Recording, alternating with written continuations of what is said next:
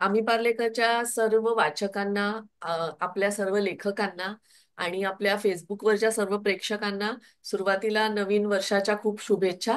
Happy new year सर्वांना. आणि हे आता आम्ही पार्लेकरचं 33वं वर्ष आहे आपल्या या मासिकाचं. आणि दरवर्षी आपण जो वार्षिक अंक जो आपण आपला प्रकाशित होतो, तो म्हणजे वार्षिक अंक म्हणजे माझ्या मते तुम्ही सगळे सहमत असाल की आपण सगळे लुक फॉरवर्ड टू असतो की वार्षिक अंकाचं मुखपृष्ठ काय असेल किंवा लेख काय असतील. कारण मुळात वार्षिक अंकाचं वैशिष्ट्य म्हणजे इतर दर महिन्याला जे आपले अंक येतात ना, ते सगळे पार्ला सेंट्रिक असतात. आणि पार्ल्यातल्या लोकांविषयी लिहिलेलं असतं, कार्यक्रम म्हणजे सगळं सगळं पार्ला रिलेटेड असतं. पण आपला वार्षिक अंक असतो त्याचा जरा स्पेक्ट्रम आपला मोठा असतो.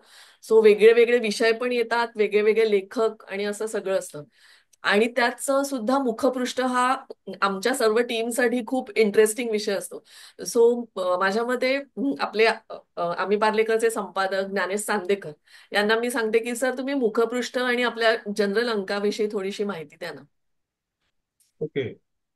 सगळ्यांचं एकतर स्वागत.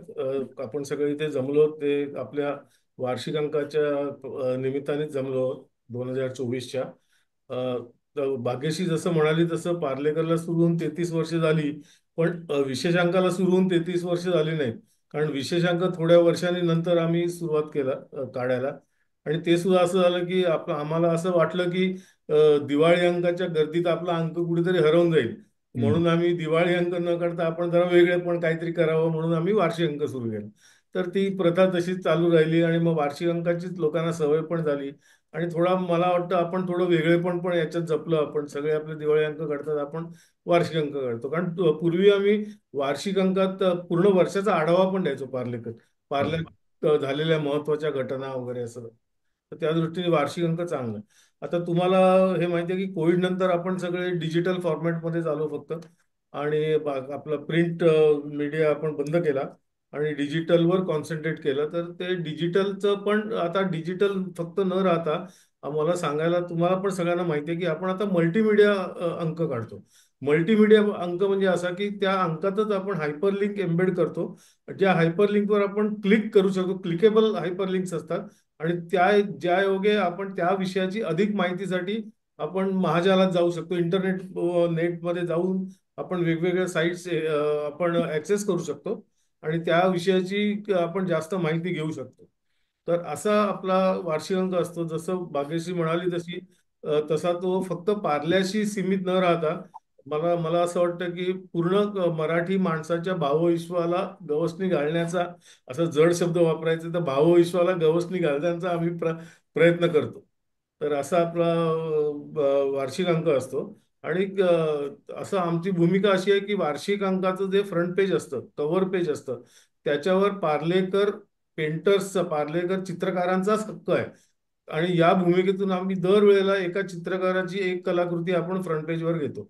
आणि ते गेले अनेक वर्ष चालू आहे. आणि त्याच्यात बरेच पार्ल्यातले अगदी Bholkar sir, Sonawane sir, Pant sir किंवा असे भरपूर चित्रवैद्य मॅडम, तर अशा सर्व नामचीन आपण म्हणून पेंटर्स कलाकारांचं कलाकृती आपण फ्रंट पेजवर घेतलेल्या आहेत. तशी यावर्षी पण डॉक्टर मनीष रानडे यांची आपण कलाकृती घेतलेली आहे. सोनावणी सर, भोळकर सर यांचं या बाबतीत आम्हाला नेहमीच मार्गदर्शन, बहुमोल मार्गदर्शन मिळत असतं. फ्रंट पेजचं कुठलं कोणाचं चित्र घ्यावं, कुठलं चित्र घ्यावं, कसं घ्यावं, थोडंसं फ्रंट पेज कसं असावं या बाबतीत. आणि त्यामुळे ते यावेळेला पण सोनावणे सरांच्या सल्ल्यानेच आपण डॉक्टर मनीष रानडे यांचं उत्कृष्ट कलाकृती आहे, छान चित्र आहे. तर ते आपण फ्रंट पेजवर घेतलेलं आहे. तर over to Bhagyashree. Yes. So आपण आता ना, आपण म्हणजे आता आपली ही मीटिंग सगळी सगळ्या लेखकांची एक बेसिक ओळख करून देण्यासाठी आहे. तर मी आपल्या अंकाच्या अनुक्रमणिकेनुसारच हा. सुरुवातीचा लेख, अगदी पहिली मुलाखत आमचीच म्हणजे आम्ही पार्लेकर टीम मधलीच चित्रा वाघ हिने घेतली आणि हिने प्रियांका बर्वेची मुलाखत घेतली. चित्रा, जरा त्या मुलाखतीविषयी थोडस एक सांग ना अनुभव. नमस्कार सगळ्यांना. नमस्कार. छान वाटतं, ओळखीचे चेहरे समोर दिसले, छान वाटतंय. प्रियांका बर्वे तुम्हाला माहिती आहे आपल्याला आता. चांगली आपली मराठी मुलगी आहे, पण तिचं सगळीकडे नाव झालंय, बॉलिवूडमध्ये सुद्धा गाते, ती वेब सिरीज साठी गाते, मालिकांसाठी गाते. मुघले आझमचा मोठा शो आहे, हम्म. ब्रॉडवे पद्धतीने होणारा. त्याच्यात ती अनारकलीची भूमिका करते मुघले आझम मध्ये. असं त्यामुळे तिच्या वलय जे होतं ते आम्ही पार्लेकर मध्ये नेहमी अशा नवीन जुन्या लोकांना, अ, ज्यांचे चेहरे आपल्याला ओळखीचे आहेत, अभिमानाचे आहेत, अशांच्या मुलाखती घेण्याची परंपरा आपली खूप वर्षांची चालू आहे. बरोबर. त्या अनुषंगाने यावेळेला प्रियांकाची मुलाखत घेतली. गाणी आपण तिची नेहमीच ऐकतो, पण तो एक प्रवास काय आहे. प्रियांकाची पार्श्वभूमी म्हणजे ती मालती पांडेच्या भावगीत गायिका अगदी सुरुवातीच्या, हम्म. त्यांची नात आहे. आणि तिचं अच्छा. सादर जे आहे ते सुद्धा सरोद वादकांचं आहे, त्यामुळे संपूर्ण घराणंच संगीताचं. त्यामुळे तिच्याशी गप्पा मारायला खूप छान वाटलं. तुम्ही ऐका मस्त. तिचा प्रवास सगळा, मस्त आहे अगदी. विशेषतः तो जो मुघले आझमचे तिचे जे अनुभव आहेत ना, ते अगदी अगदी वेगळ्या पद्धतीचे आहेत. हम्म. आणि चित्रा आता म्हणाली तसं, जरी सगळे ओळखीचे चेहरे असतील तरी पण एक अगदी थोडक्यात चित्राची ओळख करून सांगते की चित्रा सूत्रसंचालिका आहे, निवेदिका आहे. तिचे अथांग नावाचा कथासंग्रह प्रसिद्ध झालाय आणि मनोबल तिमिरातून तेजाकडे हे पण तिचं पुस्तक प्रकाशित झालंय. आणि तिला आपण म्हणजे पार्ल्यात तर बघतोच, पण आकाशवाणीवरती पण तिने अनेक मुलाखती आणि तिचे कार्यक्रम होत असतात. म्हणजे दिस इज जस्ट म्हणजे जरी आपण एकमेकांना ओळखत असतो तरी पण कधी कधी काही काही गोष्टी सगळ्यांनाच माहिती असतात असं नाही. म्हणून जस्ट एक ओळख करून दिली. थँक्यू. आणि रवींद्र पिंगे तिचे वडील आहेत. हा, आता आपला म्हणजे ह्याच्याप्रमाणे दुसरा लेख लिहिलाय अलकाताईंनी, अलका गोडबोले, ज्यांनी डॉक्टर निलेश ओक यांच्यावरती हो, हो. म्हणजे त्यांनी वा. तो लेख लिहिलाय. तर अलकाताईंची आधी मी ओळख करून देते आणि अलकाताई मग तुम्ही सांगा की तुमचा तो अनुभव कसा होता. अलका गोडबोले यांनी इंग्रजी आणि मराठीतून MA केलंय आणि 25 वर्ष त्यांनी बँक ऑफ बडोदामध्ये नोकरी केली आणि नंतर रिटायरमेंट नंतर त्या उत्कर्ष मंडळ आपलं पार्ल्यातलं संस्कृती संवर्धन प्रतिष्ठान आणि पूर्व सीमा विकास प्रतिष्ठान अशा काही समाजसेवी संस्थांमध्ये त्या काम करतात. आणि ऍक्च्युली ह्यांच्या मुलाखतीविषयी मला थोडंसं बोलायचं आहे की जेव्हा मी आणि सर आम्ही डिस्कस करत होतो की आपण डॉक्टर ओक म्हणजे निलेश ओक यांना आपण घेऊया विषय ठरवताना, तेव्हा जेव्हा म्हणजे असं आमच्या डोळ्यासमोर एक्झॅक्ट येत नव्हतं की ह्यांची मुलाखत नक्की घेणार कोण. कारण हा विषय थोडा म्हणजे म्हणजे तुम्ही जर आपला लेख वाचलात तर कळलं असेल की रामायण महाभारत त्याच्या डेट्स आणि ह्याच्याविषयी आहे. सो जेव्हा मी त्यांच्याशी फोनवरती बोलले तेव्हा ते म्हणाले तुम्ही पार्ल्यात राहता म्हणजे तुम्ही अलका गोडबोले यांना ओळखता का. तर ह्या म्हणजे अलकाताई आमच्याकडे म्हणजे खूप वर्षांपासून लिहितायत. तर मी म्हटलं ऑफकोर्स आम्ही ओळखतो. त्यांनी सांगितलं की त्यांनी माझी काही पुस्तकं अनुवादित केली आहेत, त्याच्यामुळे आम्हाला ते खूपच सोपं झालं. तर अलकाताई जरा सांगा ना, म्हणजे तुमची अजून पण त्यांच्याशी काहीतरी बाहेरून ओळख आहे असं आम्हाला कळलंय. अ, नमस्कार सगळ्यांनाच. खूप मी त्या मानाने छोटीच लेखिका आहे. सगळेजण बरंच काम केलेलं आहे सगळ्यांनी, पण तरीही मला या अंकात आपण सामावून घेतलं त्याबद्दल आम्ही पार्लेकरचे पहिल्यांदाच आभार मानते. निलेशच्या बाबतीत असं, निलेश ओक यांच्या बाबतीत असं झालं की अ, आमचं तसं एक्सटेंडेड फॅमिलीमध्येच ते मेंबर आहेत, एक्सटेंडेड फॅमिलीचेच. आणि बरीच वर्ष मी ओळखते त्यांना. मी लेखात पण, मी त्या मुलाखतीच्या शेवटी पण मी लिहिलंय की आपल्या विस्तारित कुटुंबातला एक हुशार मुलगा म्हणून त्याच्याविषयी कौतुक होतंच आधीपासून. पण त्याची जेव्हा ही पुस्तकं, पहिलं पुस्तक जेव्हा झालं Mahabharata, when did Mahabharata war happen, आणि नंतर ऑफकोर्स रामायण, आणि मग भीष्म निर्माण, ही तिन्ही पुस्तकं जेव्हा प्रकाशित झाली, प्रसिद्ध झाली, तेव्हा आम्हाला जे प्रेम होतं किंवा कौतुक होतं ते आदर मिश्रित आणि अ, अभिमान मिश्रित असं ते कौतुक झालं. अ, निलेश आमच्याकडे कॉलेजला जेव्हा, पार्ला कॉलेजला जेव्हा होता तेव्हा आमच्या बरोबर काही दिवस काही महिने, काही वर्ष राहिलेला होता. आणि त्यामुळे असं झालं की त्याने जेव्हा पुस्तकं लिहिली आणि मी वाचली तेव्हा मी सहज त्याला विचारलं की मी करू का भाषांतर याचं. त्याने इतक्या सहजपणे, इतक्या अकृत्रिमपणे आणि इतक्या विश्वासाने हो म्हणून सांगितलं. आणि अर्थातच माझा खगोलशास्त्राचा काही अभ्यास नाही खरं म्हणजे, पण ती पुस्तकं मी पुन्हा पुन्हा वाचली, समजून घेतल्या त्यातल्या संकल्पना. आणि भाषांतर करताना काही अडचणी आल्या तर निलेशजींबरोबर बोलून वगैरे त्याच्यावर आम्ही मात केली. आणि आता रामायण केव्हा घडलं किंवा महाभारत केव्हा घडलं ही दोन्ही पुस्तकं परममित्र प्रकाशनाने प्रकाशित केलेली आहे. ठाण्याचे माधव जोशी हे प्रकाशक होते. आणि तिसरं पुस्तक त्यांच्याच बरोबर प्रकाशित होणार आहे. अजून पूर्ण झालेली नाही ती प्रक्रिया, पण लवकरच होईल ते प्रकाशित. निलेशजींबरोबर काम करणं हा खूप आनंददायी अनुभव होता. त्यांची मुलाखत घेतानाही मी अर्थात तिन्ही पुस्तकं वाचली असल्यामुळे अ, काही वेळा इकडे, काही वेळा या पुस्तकातलं, काही वेळा त्या पुस्तकातलं असे एकमेकांशी संलग्न आणि तरीही वेगवेगळे प्रश्न मी विचारले आणि त्या प्रश्नांची तितकीच समर्पक आणि समर्थ अशी उत्तरं त्यांनी दिलेली आहेत. मला खात्री आहे की जेव्हा तुम्ही सगळेजण वाचाल तेव्हा तुम्हाला खूप आवडेल ती मुलाखत. नक्की नक्की. थँक्यू अलकाताई. आता आपली चौथी मुलाखत घेतलीये, ती म्हणजे ऍक्टर संदीप कुलकर्णी यांची. रामदास कामत यांनी. त्यांची ओळख म्हणजे ते एकदम बँकेतून रिटायर्ड झालेत, साहित्यिक आहेत, पत्रकार आहेत आणि सिने नाट्य समीक्षक आणि रंगकर्मी पण आहेत. पूर्वीचे पार्लेकर आणि आता माझ्या मते दहिसरला असतात. आणि आम्ही पार्लेकर बरोबर त्यांचा हे माझ्या मते पहिलाच लेख आहे, म्हणजे ओपनिंग केलेलं आहे त्यांनी आमच्याकडे. सो सर, जरा तुमची संदीप कुलकर्णी आणि एकंदरीतच तुम्हाला कसं वाटलं लेखाच्या बाबतीत? सगळ्यांना नवीन वर्षाच्या खूप खूप शुभेच्छा. सुरुवातीला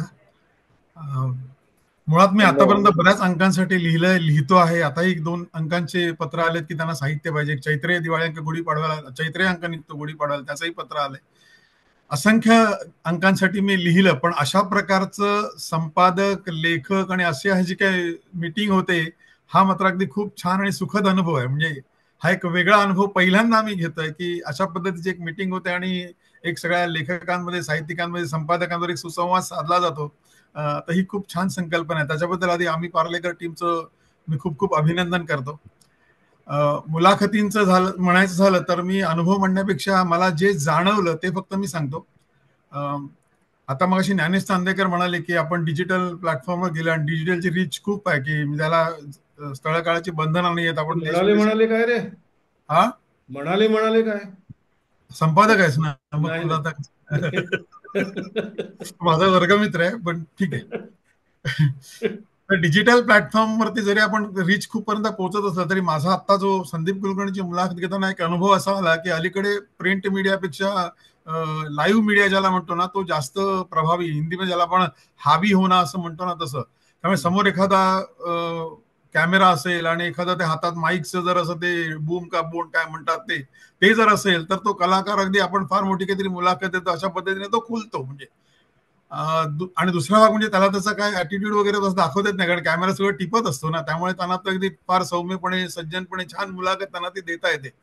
पण जेव्हा आपण प्रिंट मीडियावरती जातो तेव्हा मग ते थोडंसं त्यांचा एक चेहरा असा असतो की तुम्ही काय लिहिणार आणि किती जण वाचणार वगैरे असा थोडासा भाव असल्यामुळे सुरुवातीला ती मुलाखत फारशी खुलत नाही, रंगत नाही. हा थोडासा अनुभव मला इथे आला.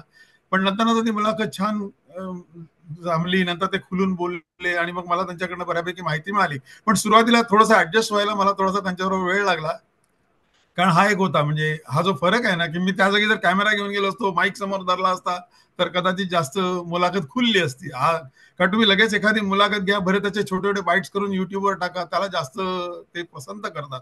असा हा अनुभव मला इथे आला. दुसरा भाग असा आहे की आता ही जी मुलाखत जी मी घेतली, आतापर्यंत मी 46 मुलाखती घेतल्या, त्याच्यामध्ये मग सिने कलावंत आले, सामाजिक कार्यकर्ते आले, तुमचे खेळाडू आले, असे बऱ्याच जणांच्या मी मुलाखतीच्या घेतल्या, म्हणजे पत्रकार आले किंवा पॉलिटिशियन आले. ह्या सगळ्या मिळून जवळजवळ 46 मुलाखती घेतल्या मी. ही 47वी माझी मुलाखत आहे. पण असं झालं की मुलाखत घेताना ना मी ज्या मुलाखती घेतल्या त्या थोड्याशा बायोग्राफिकल टाईप होत्या, म्हणजे त्यांचं आत्मकथन त्यांच्यावर बसून 2-3 सिटिंग करून त्यांच्या मुलाखती घ्यायच्या.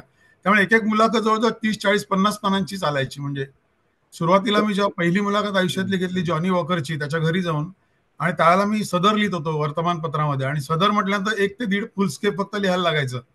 आणि असं असताना मी जेव्हा जॉनी वॉकरच्या मुलाखतीला 12 पानं मी लिहिली तेव्हा मला कादंबरी लिहिल्याचा आनंद झाला होता.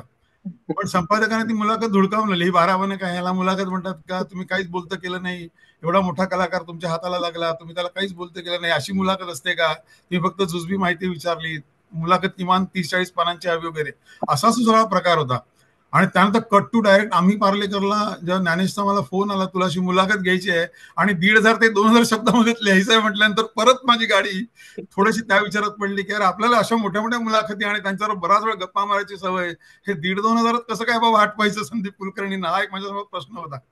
मग मी जसं महाराष्ट्र लोकसत्तेमध्ये वगैरे आपण त्यांच्या पुरवण्यांमध्ये बघतो की बाबा ते काय करतात, तर त्यांचं करंट जे काही टॉपिक चाललेलं असेल तो धरतात, त्याच्या आजूबाजूला जे काही 4-5 मोजकेच प्रश्न विचारले जातात, मग मी तोच फॉर्मॅट वापरला. संदीप कुलकर्णीचं जे काही करंट चाललं होतं त्याच्याबद्दल ते काही फारसं बोलले नाहीत, कारण त्यांनी आताच बोलणं उचित ठरणार नाही असं म्हणून त्यांनी तिथे कन्क्लूड केलं. पण त्याच्या ज्या काही वेब सिरीज येत आहेत त्याच्याबद्दल मला जास्त बोलायला आवडलं असतं. पण मग तसे मी मोजकेच त्यांच्या म्हणजे रुटीनमध्ये न जाता त्यांचे ठराविक 8-10 प्रश्न मी त्यांना काढले आणि त्या प्रश्नांवरती मी त्यांना प्रश्न विचारले आणि जी काय मला जागेची मर्यादा दिली होती 1,500 ते 2,000 शब्दांची, त्याच्यामध्ये मी संदीप कुलकर्णींना बसवण्याचा प्रयत्न केला. मुलाखत कशी झाली, चांगली झाली का नाही झाली हे वाचक ठरवतील. पण माझा अनुभव हा असा होता. फक्त आम्ही पार्लेकरला धन्यवाद असं देईन की 8 वर्ष हैदराबादला असताना 46-47 मुलाखतींची जी गाडी जी थांबली होती ती आम्ही पार्लेकरने पुन्हा सुरू केली संदीप कुलकर्णीच्या माध्यमातून. आता पुढे अनेक कलाकारांच्या मुलाखती घेण्याचा योग येईल आणि मग माझी गाडी पुढे सरकेल. पण त्यासाठी आम्ही पार्लेकरला खूप खूप धन्यवाद. माझी 46 मुलाखतींवर थांबलेली गाडी त्यांनी आम्ही पार्लेकरनी संदीप कुलकर्णीच्या माध्यमातून पुढे ढकलली. पुढची मुलाखत मला घेता आली. त्याबद्दल आम्ही पार्लेकरला खूप खूप धन्यवाद.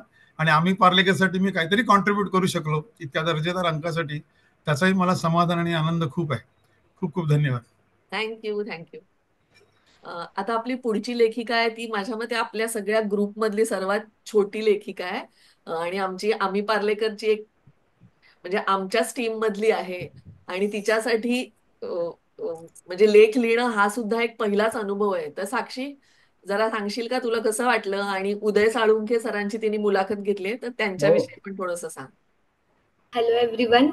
ऍक्च्युली मी TY मध्ये आहे, डहाणूकर कॉलेजमध्ये, आणि पत्रकारिता मध्ये माझं शिक्षण चाललंय. सो हा फर्स्ट एक्सपिरियन्स होता की कोणाची तरी एक मुलाखत घ्यायची आणि ते लिहायचं आणि मग ते पब्लिक पब्लिश झालं पार्लेकरमध्ये. ऍक्च्युली मला सगळ्यात पहिलं थँक्यू चांदेकर सरांना बोलायचंय, कारण एक्सपिरियन्स नसताना त्यांनी मला ही संधी दिली. So thank you sir. आणि मग नंबर माझ्याकडे आला आणि मग मी त्यांना कॉल केला. ते UK मध्ये आहेत, तर मग व्हॉट्सअप कॉल करायला लागला. व्हिडिओ कॉल वगैरे नाही, अगदी व्हॉइस कॉलवरच आम्ही बोललो. आणि मला असं त्यांनी जाणवून नाही दिलं की मी खूप लहान आहे किंवा मी पहिल्यांदा इंटरव्ह्यू घेते, तर माझ्यासाठी ते कठीण नाही केलं उदय सरांनी. मी क्वेश्चन विचारले त्यांना आणि मग त्यांनी मला उत्तरं दिली. आणि असं झालं होतं की ऑब्व्हियसली हे पहिल्यांदा होतं, त्यामुळे माझ्या चुका सुद्धा झाल्या होत्या. तर मी त्यांना 2दा-3दा पुन्हा कॉल केले. तर मला असं वाटलं की त्यांचं बिझी शेड्यूल असेल तर ते मला ओरडतील किंवा म्हणतील अरे सारखं-सारखं काय. पण नाही, त्यांनी तसं नाही केलं.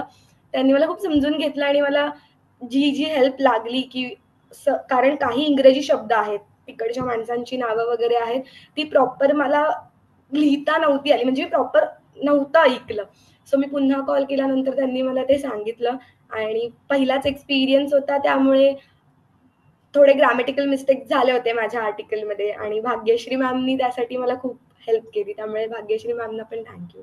त्यामुळे हा पहिलाच अनुभव होता आणि कमाल होता तो अनुभव. बस एवढंच बोलेन. त्याच्याविषयी सांगायचं म्हणजे उदय साळुंखेंविषयी सांगायचं म्हणजे ते आपले पार्लेकरच आहेत आणि ते मिशेलिन शेफ आहेत, म्हणजे इंटरनॅशनली रिकग्नाइज सेलिब्रिटी शेफ आहेत ते. आणि इनफॅक्ट त्यांनी 3 वेळेला बकिंगहॅम पॅलेसमध्ये सुद्धा केटरिंग केलेलं आहे राणीच्या पार्टीजना वगैरे. So is a celebrated chef in UK. तर खूप आपल्याला अभिमान सगळ्यांना वाटायला पाहिजे, आपला पार्ल्याचा एक मुलगा इथपर्यंत पोहोचला. आणि नेहमी UKचे टेलिव्हिजन वगैरे त्याचे बाईट्स वगैरे घेतले जातात. आणि पण तरी पण अतिशय डाऊन टू अर्थ मुलगा आहे, आपला मित्र आहे धर्मधर्म सहयोगाने. तर छान झाली मुलाखत, आलं मला पण खूप आनंद वाटला. भाग्यश्री. येस. आपली नंतरची मुलाखत आहे ती आता 3ऱ्यांदा विजयी झालेले पराग अळवणी हा. यांची मुलाखत घेतली. ते आमच्याच म्हणजे आम्ही पार्लेकर टीम मधल्याच संगीता बेरे यांनी. आणि ह्याच्या आधी पण संगीताताईंनी म्हणजे आम्ही पार्लेकरसाठी आम्हीही पार्लेकर असं एक सदर होतं. आणि जनरली पार्ल्यातल्या आजूबाजूच्या म्हणजे परिसरातल्या समस्या किंवा म्हणजे पार्ल्याच्या बाहेरच्या ज्या सगळ्या वस्त्या आहेत त्यांच्या विषयीचा त्यांचा म्हणजे आम्ही पार्लेकरच्या निमित्ताने आणि अदरवाईज सुद्धा त्यांचा खूप अभ्यास होता. सो म्हणजे परागळवणींची मुलाखत घेण्याचं जेव्हा आमचं ठरलं तेव्हा संगीताताईच आमच्या डोळ्यासमोर आल्या. कारण ते गेले अनेक वर्ष त्यांना पार्ल्याच्या आजूबाजूच्या म्हणजे परिसरातलं काही ना काहीतरी त्यांनी तसं बऱ्यापैकी रिसर्च ह्या लेवलचा त्यांचा अभ्यास आहे. तर संगीताताई कसं वाटलं तुम्हाला? म्हणजे तुम्ही आमच्या बरोबर तर नेहमी असताच, पण एक विजयी झाल्यानंतर परागजींची मुलाखत घ्यायला कसं वाटलं? आपले नवनिर्वाचित आमदार काय काम करणार की नाही आमचं हो, नक्की करणार पार्ल्याचं? ना. सगळ्यांना नववर्षाच्या शुभेच्छा. मला सरांनी सांगितलं की परागळवणींची मुलाखत घ्यायची आणि इलेक्शनची प्रचंड गडबड चालू होती आणि रिझल्ट लागल्यानंतर ती मुलाखत घ्यायची. त्यामुळे वेळ खूप कमी होता. त्याच्यात त्यांना गाठणं हाच आधी पहिला मोठा टास्क होता खरं सांगायचं तर. अगदी मुलाखत घ्यायला गेले तेव्हा सुद्धा 1.5 ते 2 तास वेटिंग मध्ये बसल्यावर नंतरच ते आम्हाला अवेलेबल झाले. पण अवेलेबल झाल्यानंतर मात्र त्यांनी छान तासभर आम्हाला माझ्याशी खूप छान त्यांनी गप्पा केल्या आणि किती म्हटलं तरी आता तिसऱ्यांदा ते आपले आमदार म्हणून निवडून आलेले आहेत आणि 10 वर्ष गेले काम करतायत म्हणूनच नाही म्हटलं तरी त्यांना तो रिस्पॉन्स मिळालेला आहे आपल्या सगळ्या लोकांकडनं. त्यामुळे आतापर्यंत काय होतं अनेकदा ना आपण म्हणतो की आपल्याला माहितीये काय केलंय ते काय हे नाही केलंय ते, पण तरी सुद्धा बारीक सारीक अनेक गोष्टी असतात की या नगरसेवकांनी किंवा आमदारांनी नक्की आपल्यासाठी काय केलेल्या आहेत हे आपल्याला माहिती नसतं. जसं रस्त्याची बांधकाम आता सगळीकडे चालू आहेत पण त्याच्यामध्ये खूप वेळ लागतोय म्हणून आपण तक्रार करतोय.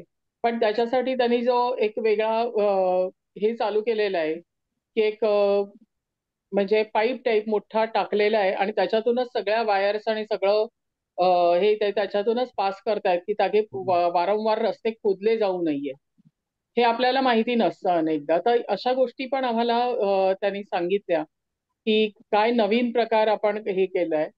दुसरं म्हणजे वारंवार खराब होणाऱ्या रस्त्यांच्या याच्यामध्ये जे जुने कॉन्ट्रॅक्टर्स होते जे वर्षानुवर्ष फक्त तेच कॉन्ट्रॅक्टर्स यायचे आणि मग रस्ते खराब कामं तेवढी चांगली व्हायची नाही. ती पूर्ण लॉबी त्यांनी मोडून काढली आणि आता आपल्याकडे जो माणूस काम करतोय तो याचा आपला समृद्धी महामार्गाचा ना? समृद्धी महामार्ग ज्यांनी बनवलाय ते लोक आपल्याकडे आता काम करत आहेत. त्याच्याप्रमाणे आपल्याकडे इतर जे प्रॉब्लेम होते की अनेक ज्या SRA एरियाज आहेत, चाळी आणि बैठ्या घरांच्या वस्ती आहेत, त्यांचं जे सगळे प्रश्न आहेत त्या प्रश्नांवरती आमचं बोलणं झालं. तर बहुतेकशा एरियाज आता रिडेव्हलप होत आहेत तिथे आणि तिथे त्यांना पक्क्या घरांच्या बिल्डिंग्समध्ये त्यांना जागा मिळतील आणि 1 2 ते 3 महिन्यामध्ये बहुतेकचा SRA एरिया हा रिकामा करून तिथे बांधकाम चालू होईल. मुख्य प्रश्न आहे तो आता हायवेच्या पलीकडच्या याचा. तिथे पण मी काल जरा फिरून आले मुद्दामूनच आपल्या बाकीच्या कामांच्या दृष्टिकोनातून. तिथे पण बराचसा एरिया डेव्हलप व्हायला सुरुवात झालेली आहे आणि पण तरी तिथले प्रश्न अजून खूप जास्त प्रमाणात आहेत. पण परागजींनी सांगितलंय की पुढच्या 1.5 वर्षामध्ये हायवेच्या अलीकडचे सगळे रस्ते प्रॉपरली बनतील आणि हायवेच्या पलीकडचे माझे 5 वर्षांच्या टर्मच्या आत सगळे रस्ते कॉन्क्रिटीकरण होईल असा आशीर्वाद त्यांनी आपल्याला दिलेला आहे सध्या तरी.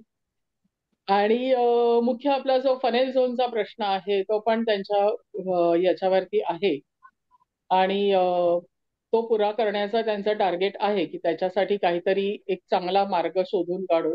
पण तो केवळ पार्ल्यापुरता अवलंबून नाहीये. त्याच्यामध्ये कुर्ला, घाटकोपर, सांताक्रूज, वाकोला या सगळ्या एरियाज येतात आणि त्या सगळ्यांसाठी एकच कॉमन सोल्युशन काहीतरी काढण्याची खटपट चालू आहे. त्यामुळे त्याला नक्की किती वेळ लागेल हे आता कोणालाच सांगता येत नाही, पण त्याच्यामध्ये आवाज उठवणं चालू आहे.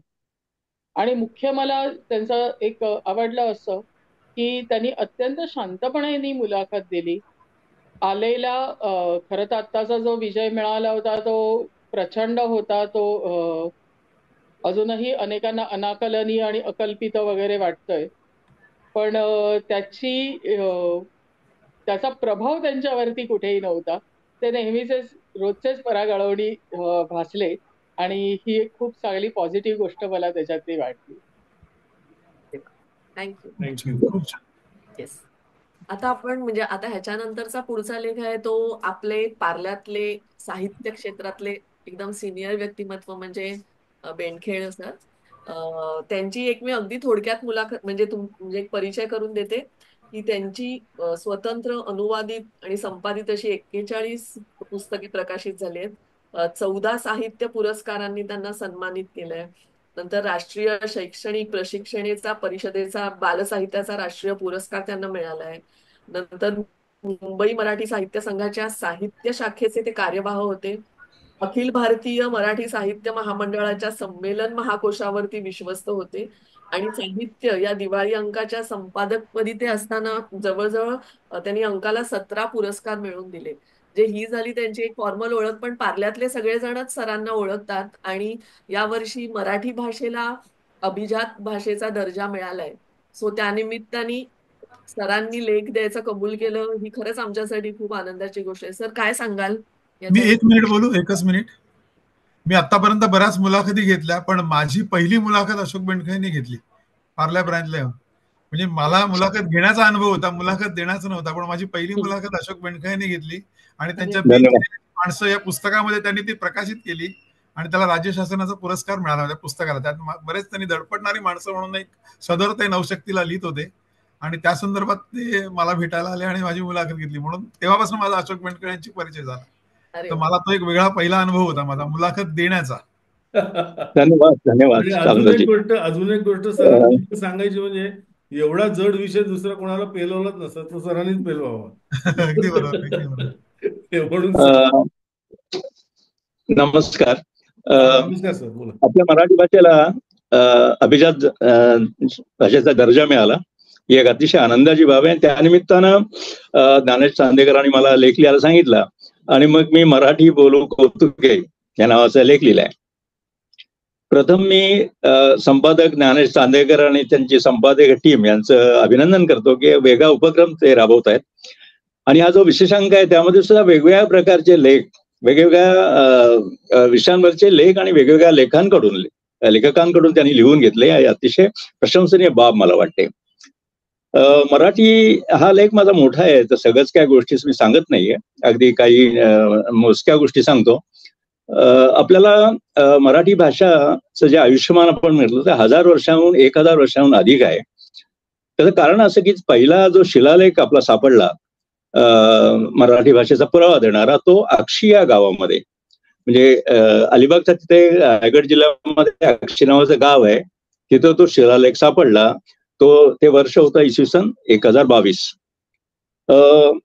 आमची जर मूळ पिढिका आपण आपल्या भाषेची बघितली तर आपल्या इथे राहणारे जे मूळचे लोक होते म्हणजे भिल्ल, मांग, कोळी, केकाडी यांची भाषा ही महाराष्ट्री भाषा असं म्हटलं जायचं.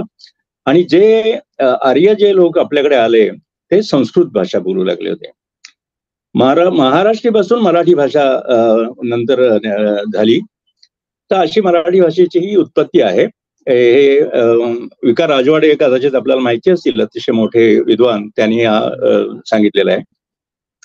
इथे जेव्हा ब्रिटिश आले त्यांनी काही चांगल्या गोष्टी केल्या. म्हणजे एक म्हणजे त्यांनी आपल्याला व्याकरण दिलं, पाठ्यपुस्तकं निर्माण केली आणि कोश निर्मिती त्यांनी केली मोठ्या प्रमाणात. ही अतिशय चांगली गोष्ट.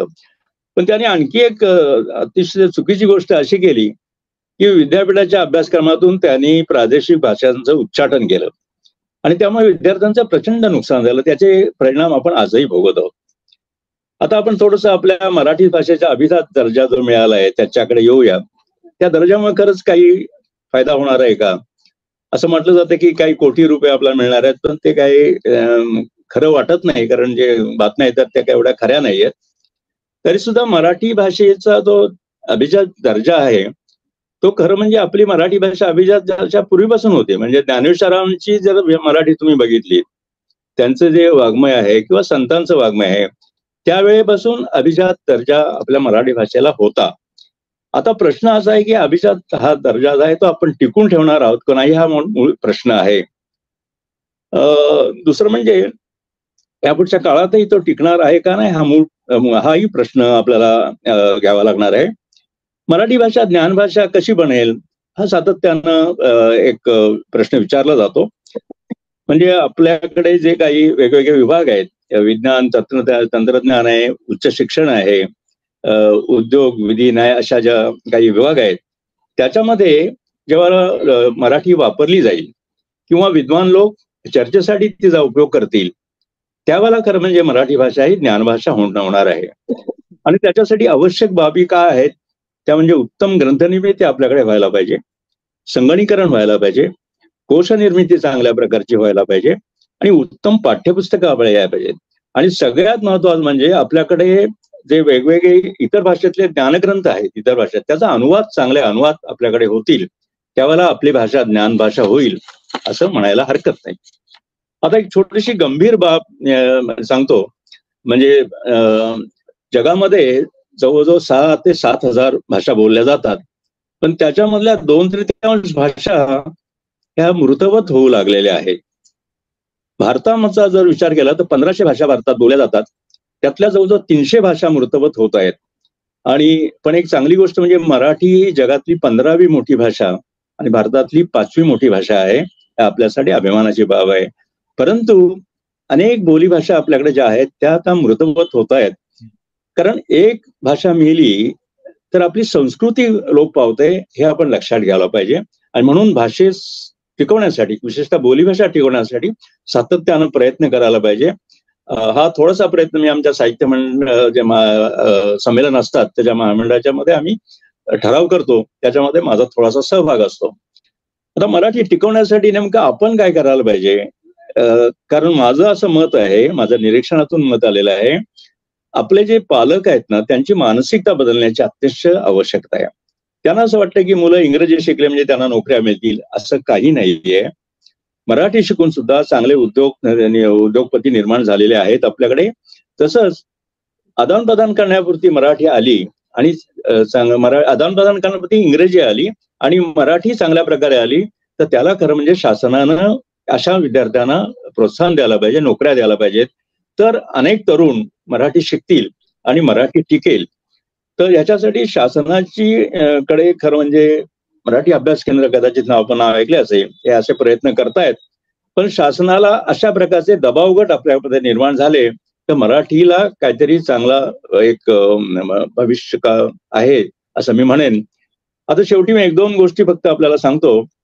मराठीत न बोलण्यासाठी आपली मानसिकता आपल्या असते, आपण सगळ्यांनीच पाहिलेलं. आपण इंग्रजीमध्ये बोलण्याचं जातो, हिंदी बोलायला लागतो, कधी कधी ऑफिसच्या घरच्या बाहेर पडलो का ते इंग्रजीमध्ये बोलतो.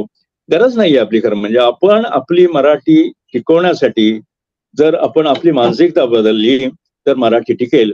आणि दुसरं अतिशय महत्वाचं, मराठी भाषेची सुरुवात आपण आपल्यापासून करायला पाहिजे. म्हणजे आता आपण पाहिलं असेल, जर मी जो काय मनोगत माझं व्यक्त करतोय त्यात मी शक्यतो इंग्रजी एकही शब्द आणून दिलेला नाहीये. जास्तीत जास्त मराठी शब्द आपण वापरण्यास सुरुवात केली तरच आपली भाषा टिकेल. आणि मला वाटतं आपल्या भाषेला चांगला भविष्यकाळ नक्कीच आहे, पण सगळ्यांनी त्यासाठी प्रयत्न करणं अतिशय आवश्यक आहे. खरं म्हणजे यासाठी बोलण्यासाठी खूप आहे की मराठी शाळांचा प्रश्न आहे, अनेक प्रश्न आहेत आणि त्याच्यासाठी आपली मानसिकता बदलण्याची गरज आहे. आणि आपण सरकारवर असे दबाव काहीतरी आणले तरच काहीतरी मराठीसाठी होऊ शकेल असं मला वाटतं. धन्यवाद. Thank you sir. Thank you sir. Actually आपल्या ह्याच्याप्रमाणे ह्याच्या पुढचा लेख होता तो विजयराज बोधनकर यांनी लिहिला होता राजा रवी वर्मा यांच्यावर, पण ते आता आपल्या बरोबर नाही आहेत. तर आपण पुढच्या लेखाकडे जाऊया की जो सतीश जोशी यांनी लिहिलाय. सतीश जोशी म्हणजे जस्ट त्यांचा परिचय करून देते. तंत्रज्ञान उद्योगात 3 दशकांहून अधिक काळ कार्यरत होते. नंतर रिटायरमेंट नंतर जगातील सुंदर आणि वैशिष्ट्यपूर्ण ठिकाणी प्रवास करण्याची त्यांना खूप आवड आहे. आणि पार्ल्यात म्हणजे आम्ही पार्लेकर मध्ये ते गेले वर्षभर सदर लिहितातच आहेत. आणि हो, अनेक वर्ष लिहित आहेत. आणि म्हणजे मुळात ते जगप्रवासी असले तरी त्यांचं थोडंसं एक वेगळेपण म्हणजे एक ऑफबीट किंवा हटके डेस्टिनेशनला जायला त्यांना जास्ती आवडतं आणि त्याच्यामुळे अनुभव पण त्यांचे एक थोडेसे जगावेगळे असतात. सतीश जरा तुम्ही सांगता का तुमच्या प्रवासाविषयी एकंदर? ऍक्च्युली पायाला चाक माझ्या बांधलं गेलं बऱ्याच वर्षापूर्वी, 30-40 वर्षापूर्वी, उद्योगधंद्याच्या निमित्ताने. माझा व्यवसायच असा होता की आमचे क्लायंट कुठे पण जगात असू शकायचे. त्याच्यामुळे सोमवारी सकाळी ऑफिसमध्ये गेल्यानंतर बुधवारी जेवायला घरी असेल की नाही याचा भरोसा नसायचा. ती एकदा जी प्रवास करायची चटक लागली, त्यातनं व्यसन लागल्यासारखं झालं की महिनाभर जर आपण घराच्या बाहेर कुठे गेलो नाही तर असं अस्वस्थ व्हायचं. त्याच्यातून सगळी ही प्रवासाची कथा पुढची चालू झाली. सुरुवातीला बिझनेससाठी म्हणून, पण बिझनेससाठी एखाद्या गावात गेल्यानंतर तिथे नवीन काय आहे, वेगळं काय आहे, वेगळं खायला काय मिळेल, वेगळं बघण्यासारखं काय आहे, याच्यातून मग पुढचा माझ्या प्रवासाचे प्लॅन ठरत गेले. त्याच्यातच मध्ये एक अतिशय सुंदर कविता मला कुठेतरी सापडली. त्याच्या 2च ओळी सांगतो. मोहम्मद असीम नेहाल नावाच्या माणसाची. त्यातल्या 2 ओळी अशा आहेत की प्रत्येक दगडामध्ये जगातल्या एक रंजक कथा लपलेली असते, पण ती तुम्हाला ऐकायची असेल तर तुमच्या छातीमध्ये हृदय हवं. आणि एकदा का अशा कथा तुम्हाला ऐकू यायला लागल्या की मग तुम्ही आयुष्यभर प्रवासच करत राहाल, अशा अर्थाची काहीतरी ती कविता होती. थोडस तसंच त्याच्या काही काळ एका दृष्टीने त्याच्यामुळे माझा प्रवासाकडचा दृष्टिकोनही बदलत गेला. म्हणजे नुसतंच जाऊन एखादं छान जागा बघावी किंवा एखाद्या म्युझियमला भेट द्यावी किंवा काही हिस्टॉरिकल मॉन्युमेंट बघावं, एवढ्यावरच ते राहिलं नाही. तर गेल्यानंतर त्याच्या मागे काय आहे दडलेलं, त्याच्या भोवती काय दंतकथा आहे, किंवा तिथल्या लोकल लोक त्याच्याबद्दल काय बोलतात, तिथल्या त्या मॉन्युमेंटच्या समोरच्या चहाच्या टपरीवाल्याकडे पण एखादी गोष्ट असते जी तुम्हाला कुठेच पुस्तकात वाचायला मिळत नाही. त्या अशा गोष्टी जाणून घेण्याची मग त्याच्यातनं मला खूप सवय झाली. आणि त्यातनं एवढी मजा यायला लागली मला की हे आपल्यापुरतं न ठेवता लोकांना सांगायला हवं. म्हणून मी आधी सोशल मीडियावर बारके बारके बारके त्यातले चुटके लिहायला लागलो की एखादी माचू पिचूला जाऊन आलो तर तिथल्या एखाद्या देवळाच्या मागे काय गोष्ट आहे, ती गोष्ट आणि त्याचे 4 फोटो घालावे, एवढाच माझा लिमिटेड तेव्हा ऑब्जेक्टिव्ह होता. मी एकदा ज्ञानेशनी ते बघितलं कुठेतरी, म्हणाला अरे मग माझ्यासाठी का लिहित नाही तू, जरा जरा थोडेसे लांब लेख लिही, अगदी 4 ओळी न लिहिता. तेव्हापासून मग मी ज्ञानेशच्या मध्ये आता जवळजवळ 3 वर्ष झाली, मला वाटतं 40-45 वेगवेगळ्या ठिकाणाबद्दलचे लेख त्याच्या ह्याच्यात लिहून झाले माझे. पण मुख्य भूमिका हीच होती की काहीतरी वेगळी जागा बघावी, त्याच्या भोवतीच्या कथा गोळा कराव्या आणि त्या लोकांना सांगाव्या, एवढाच बारीकसा त्याच्यामध्ये माझा उद्देश होता. आता या पर्टिक्युलर अंकात जो लेख मी लिहिला तो तर माझ्या स्वभाव प्रकृतीच्या एकदम वेगळाच आहे. कारण माझा कलेशी सुतराम संबंध नाही, मी चित्रकार नाही, मी लेखक सुद्धा नाही, मी संगीतात मला गती नाही. म्हणजे अगदीच औरंगजेब आहे असं नाही. दुसऱ्या कोणी काहीतरी चांगलं सादर केलं तर त्याचं कौतुक करणं इतपत मला त्याच्यामध्ये जाणीव आहे. पण त्याच्या पलीकडे या विषयाचा माझा अजिबात अभ्यास नव्हता. त्याची गंमत अशी झाली, माझा एक शिंदे नावाचा मित्र आहे, पुण्याला राहतो, आणि त्याची एक संस्था किंवा त्याच्या मित्रांचा एक ग्रुप आहे जे दर महिन्यातनं एका रविवारी भेटून काहीतरी वेगळ्या विषयावरती कोणाला तरी बोलवतात आणि त्याच्याकडनं काहीतरी एक टॉक करतात आणि मग त्याच्यावरती चर्चा करतात. असा गेली कित्येक वर्ष त्यांचा उपक्रम चालू आहे. तो कोविडमध्ये बंद पडला, कारण सगळे लॉकडाऊन झाल्यानंतर भेटणार कसे, म्हणून मग त्यांनी ही गोष्ट ऑनलाईन चालू केली. तेव्हा तुम्हाला म्हणाला अरे तू वेगवेगळ्या ठिकाणी कुठे कुठे जातोस तर जरा आमच्या ग्रुपसाठी काहीतरी ऑनलाईन तू एक अर्धा पाऊण तास बोल. मी म्हटलं ठीक आहे. मी तेव्हा कुठे बरं गेलो होतो, मला वाटतं तेव्हा सायबेरियात जाऊन आलो होतो. म्हटलं मी त्याच्याबद्दल बोलेन. तो म्हणाला नको नको तसं नको, आमचा मेन फोकस आहे व्हिज्युअल आर्ट्स आणि व्हिज्युअल आर्ट्स मधलं अनयुज्युअल गोष्टी. म्हणजे आता उदाहरणार्थ माझ्या आधी त्यांनी एका कोणाचं तरी लेक्चर अरेंज केलं होतं. तो माणूस करवंटीच्या कलाकृती बनवतो, नारळाच्या करवंटीच्या, त्याचं डेमॉन्स्ट्रेशन आणि लेक्चर त्यांनी केलं होतं. अशा प्रकारचा तो त्यांचा ग्रुप होता. मी म्हटलं अरे मी तुझ्या अशा ग्रुपला मी काय बोलणार, मी इंजिनियर माणूस आहे, मी तुला फायनाईट एलिमेंट अनालिसिस कसा करायचा ते सांगू शकेन, पण हे अमुक रेनेसन्स काळामध्ये अशा प्रकारची कला निर्माण झाली हे थोडंच मी सांगू शकणार आहे.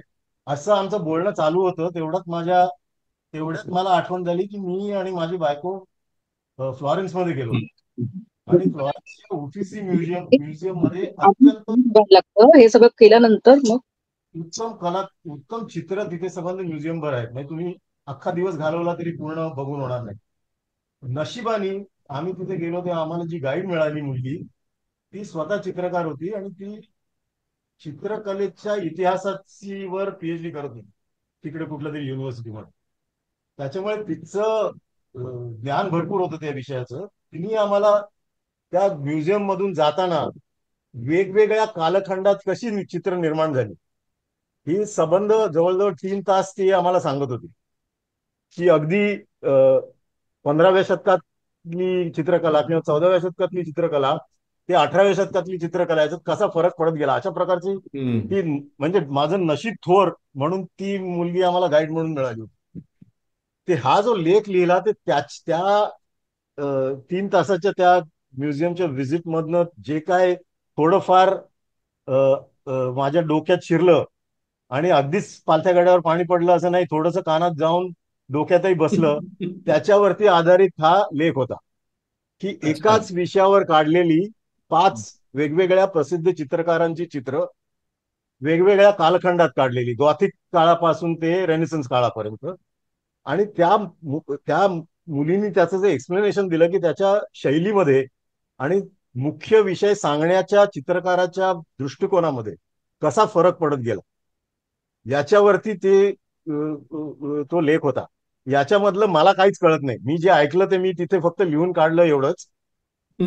ते लिहिताना माझ्या दुसरी गोष्ट लक्षात आली की अशा प्रकारचे अनुभव यापूर्वी अनेक ठिकाणी आलेले होते की एकच गोष्ट वेगवेगळ्या प्रकारे व्यक्त कशी लोकांनी केली. सो असे अनेक अनुभव आले. त्याच्यातला दुसरा एक अनुभव पण त्याच लेखात आलेला आहे, जो रशियामध्ये अक्रॉस सायबेरिया मी जेव्हा ट्रेननी प्रवास केला 10-15 दिवस, वेगवेगळ्या ठिकाणची चर्चेस आणि ही जागेप्रमाणे आणि काळाप्रमाणे त्याचं डिझाईन कसं बदलत गेलं, तो त्याच्यातला दुसरा प्रवास आहे. त्याच्यावरती तो मुख्य लेख आहे. Yes, thank you.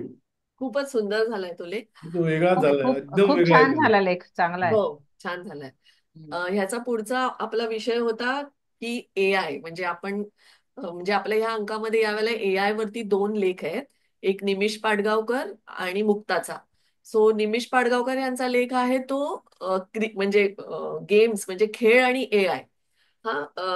त्यांची अगदी थोडक्यात ओळख सांगते, म्हणजे माहिती आणि तंत्रज्ञान क्षेत्रात 25 वर्ष त्यांनी काम केलंय. ICC, BCI आणि इतर क्रिकेट बोर्ड मान्यता प्राप्त क्रीडा पत्रकार आहेत.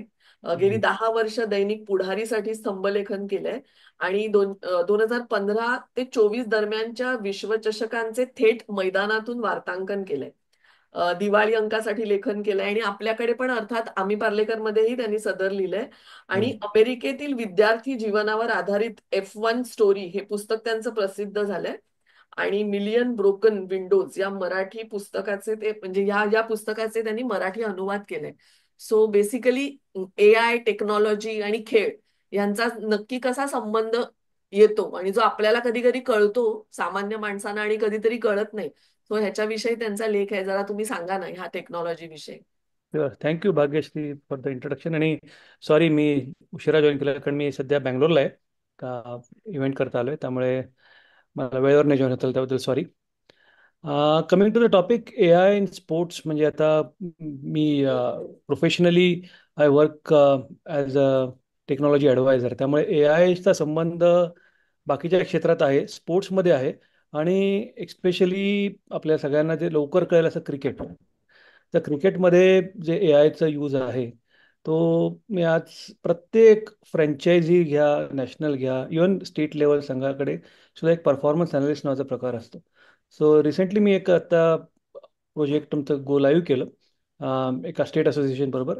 त्यांनी जनरेटिव्ह AI वापरून त्याच्या परफॉर्मन्स अनालिस्टला आपण जे स्वॉट अनालिसिस म्हणतो प्लेअरचं, म्हणजे strength, weakness, threats and opportunity, त्या कशा करायच्या. कारण एक मॅच म्हणजे एका बॉलमध्ये थोडक्यात सांगायचं म्हणजे एखादा क्रिकेटचा बॉल मॅचमध्ये टाकला जातो, एक बॉल टाकल्यावर जवळजवळ 70 ते 80 डेटा लेबल्स गोळा केले. डेटा लेबल्स म्हणजे पॅरामीटर्स, म्हणजे त्या बॉलची लेंथ काय होती, पिच मॅप काय होता, वगैरे वगैरे वगैरे. सो एवढा डेटा जनरेट होतो, मग त्या डेटाचा यूज करून त्याच्या स्ट्रॅटेजीज कशा बनवायच्या, हे काय एक उदाहरण म्हणून देतोय. मला माहिती आहे आपण सगळ्या खेळांबद्दल बोलता येणार, पण मी क्रिकेटला घेतलं कारण लवकर पटकन समजतं म्हणून.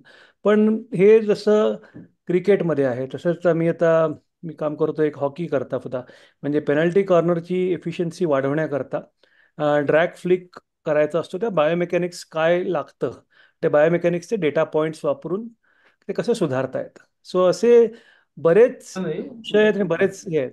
तर त्यामुळे म्हणजे ए आय हे आता ऑप्शनल सब्जेक्ट राहिलेलं नाही स्पोर्ट्समध्ये सुद्धा. आणि फक्त याच्यात मी ज्यांच्याबरोबर काम करतो त्या सगळ्या म्हणजे जुन्या पिढीपासून आजच्या लोकांपर्यंत एक फक्त दिसतं, ते म्हणजे ॲडॉप्शन. आपण एखादी नवीन टेक्नॉलॉजी इंट्रोड्यूस करतो तेव्हा पहिली भीती असते की हे माझे जॉब घेतील. मी इंडियाच्या टीमच्या परफॉर्मन्स अनालिस्टची जेव्हा बोलत होतो तेव्हा पण एक हीच भीती दिसली की अरे हे आलं तर मग आम्ही काय करायचं आता. तर तसं नाही ॲक्च्युली. ज्या गोष्टीत तुम्ही तुमचा वेळ फक्त लेबरच गोष्टींकरता घालवता. आता मी ज्या परफॉर्मन्स अनालिस्टशी बोलत होतो, प्रत्येक बॉल त्या व्हिडिओ पॉज स्टील स्टॉप करून बघायचा, त्याच्या नोट्स काढायचा आणि मग त्याचं अनालिसिस करायचा. हा सगळा 3-4 दिवसाचं त्याचं काम होतं, ते 3-4 तासांवर आणलं. So he can use his rest of the time for the better activities और व्हॅल्यू ॲडिशन ॲक्टिव्हिटीज म्हणतो आपण, त्याच्याकरता करणं. सो चेंज मॅनेजमेंट हा एक मोठा इश्यू आहे. म्हणजे मी एकदा माझं प्रेझेंटेशन बनवत होतो आणि रणजी ट्रॉफी मॅच होती, बाजूला माझ्या बलविंदर सिंग संधू बसले होते. तर असं गप्पा चालू झाल्या, एक क्या कर रहा है तो, म्हणलं ये ऐसा ऐसा होता है. तर पहिली कमेंट होती, हमने 83 का वर्ल्ड कप कॉम्प्युटर पे थोडी जीता, मैं खेळ के जीता. म्हटलं तेच एक एक परसेप्शन असतं ना की कुठलंही tool technologies will not replace human, but it's a additional तुम्हाला मदत करत आहे. तर त्यामुळे ते change management and adaptation is a still long way to go. पण भारतामध्ये सुद्धा आता प्रत्येक ठिकाणी होत आहे. कारण त्याच्या दोन गोष्टी आहेत. मी क्रिकेटचं उदाहरण घेतलं तर पैसा भरपूर आहे. So everyone want to venture out some portion of the technology budget on A I. काय करू शकतो ए आयमध्ये, त्याचा फायदा आपल्या संघाला, आपल्या खेळाडूंना कसा होईल असा. बाकी छोट्या छोट्या आणि मैदानी खेळात ऑनेस्टली स्पीकिंग वेळ लागेल, कारण हे सगळं करायला डेटाची गरज आहे. डेटा कलेक्शन ही पण एक खर्चिक बाब आहे. तर डेटा तुम्ही खो खो, कबड्डी, कुठलाही गेम घ्या, त्याच्यावर सगळ्याकरता वापरता येईल. पण तुम्ही डेटा कलेक्शनमध्ये तुमची टूल्स, टेक्नॉलॉजीज आणि तुमची इन्व्हेस्टमेंट करायची तयारी असेल, कारण डेटा असेल तरच त्याचं अनालिटिक्स होईल, राईट. त्यामुळे त्याच्यात ॲडॉप्शन अजून कमी आहे देशी खेळात.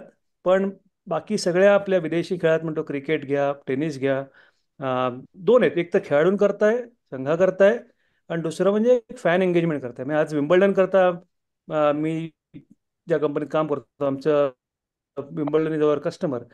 विम्बल्डनमध्ये मी फॅन एंगेजमेंट होतो, म्हणजे जे दोन प्लेयर खेळत आहेत त्यांच्याबद्दलची कंटिन्युअस माहिती तुमच्या मोबाईलवर ती फीड केली जाते, so that you enjoy game better. म्हणजे तुम्हाला कळतं त्याचं काय रेकॉर्ड आहे, कशाच्या वेळेस काय आहे, स्ट्रेंथ काय आहेत, विकनेस काय आहेत. सो एक फॅन एंगेजमेंट करता असतो किंवा परफॉर्मन्स करता असतो, हे दोन्ही असतं. आणि तिसरं एक ते टॅलेंट मॅनेजमेंट. म्हणजे मला मध्यंतरीकडे मुंबई क्रिकेट असोसिएशनने फास्ट बॉलिंगचा कॅम्प केला, तर 6,500 लोक आले होते. तर 6,500 लोकांचं ॲनालिसिस कोचेसने करणं फिजिकली हे इम्पॉसिबल आहे. त्यामुळे if you store that in a data format आणि use that as a data bank, मग तुमचा एक चांगली पूल तयार होतो, ज्याच्यातून तुम्ही you can do the further passing through some A I techniques. आणि मग तुम्ही परत परत तोच डेटाबेस बघून तुमचे प्लेयर्स होता. बेसिकली कुणीही त्याच्यात डिप्राईव्ह होणार नाही किंवा कुणीही उपेक्षित राहणार नाही की ज्याला संधी मिळाली नाही. तुमचा डेटा तिकडे आहे, आणि डेटामध्ये जर का रिक्वायरमेंट पॅरामीटर्स असतील तर तुम्ही कधीतरी त्याच्या नजरेखाली या. मी बरंच बोलू शकतो पण मला किती वेळ माहीत नाही, पण हा एक ठीक आहे, एकंदरीत कन्सेप्ट इज गुड इनफ. आहे इन स्पोर्ट्सचा. येस. आपल्याला या वेळेला आपण जसं मी मगाशी म्हटलं, आपण ए आय हा विषय वरती 2 लेख आहेत. आता निमिषजी जसं म्हणाले की जसं आपल्याला अवेअरनेस मध्ये कळतो की डेटा इथे इथे वापरलाय, पण आपण जे डे टू डे जी आपण सामान्य माणसं आहोत त्यांच्यामध्ये पण ए आय आहे. आपल्या प्रत्येक गोष्टीमध्ये ए आय आहे. सो जसे त्याचे प्रोज आणि कॉन्स दोन्ही आहेत. तर मुक्ताला हा विषय होता बेसिकली एक आपण आणि ए आय, म्हणजे आपल्यावरती डे टू डे लाईफमध्ये ए आय आपल्यावरती कसा आदळलंय, जे आपल्याला हवंय की नकोय हा मुद्दा नाहीये.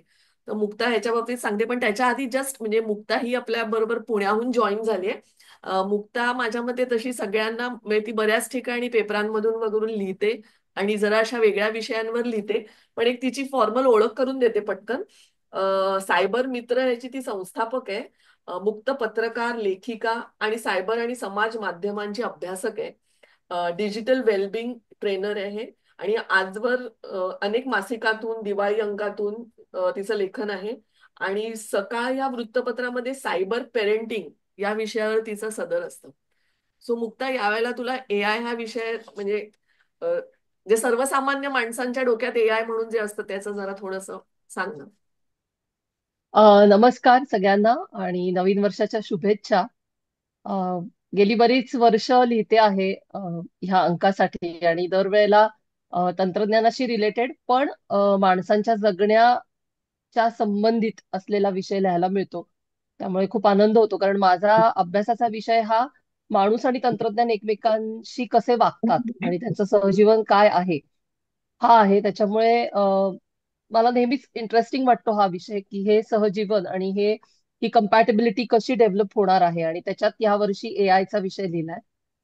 मला असं वाटतं की हे सगळंच तंत्रज्ञान जे येऊ घातलंय किंवा आलेलं आहे, किंवा येत्या काळामध्ये काही वर्षांमध्ये ते ज्या पद्धतीने आणि ज्या गतीने वाढणार आहे, त्याच्यामध्ये सगळ्यात मोठं चॅलेंज कुठलं असेल असं सामान्य युजर म्हणून, तर मला असं वाटतं की आपलं माणूस म्हणून जी कौशल्य आहेत, जी वैशिष्ट्य आहेत, जी स्किल्स आहेत, जी फक्त माणसाकडे आहेत, ती शाबूत ठेवणं ही आपल्या पुढची सगळ्यात मोठं आव्हान असणार आहे. कारण ज्या गतीने इंटरनेटचा स्पीड आहे, म्हणजे आता चायनानी सुपर फास्ट इंटरनेट आणलंय, किंवा इम्प्लांट गॅजेट्स, वेअरेबल गॅजेट्स, हे सगळे प्रकार येत आहेत, की एक प्रेडिक्शन असं आहे की पुढच्या 5-7 वर्षात किंवा 10 वर्षात आपल्यापैकी कोणीच कदाचित मोबाईल वापरणार नाही, वेगळ्या पद्धतीची गॅजेट्स आपण सगळेजण वापरू. सो हे सगळंच खूप झपाट्याने बदलतं आहे, आणि याच्यामध्ये हे आपण काही रोखू शकत नाही. म्हणजे मला नेहमीच असं वाटतं की हे रोखण्याच्या क्षमता सर्वसामान्य युजर म्हणून आपल्याकडे नाहीत.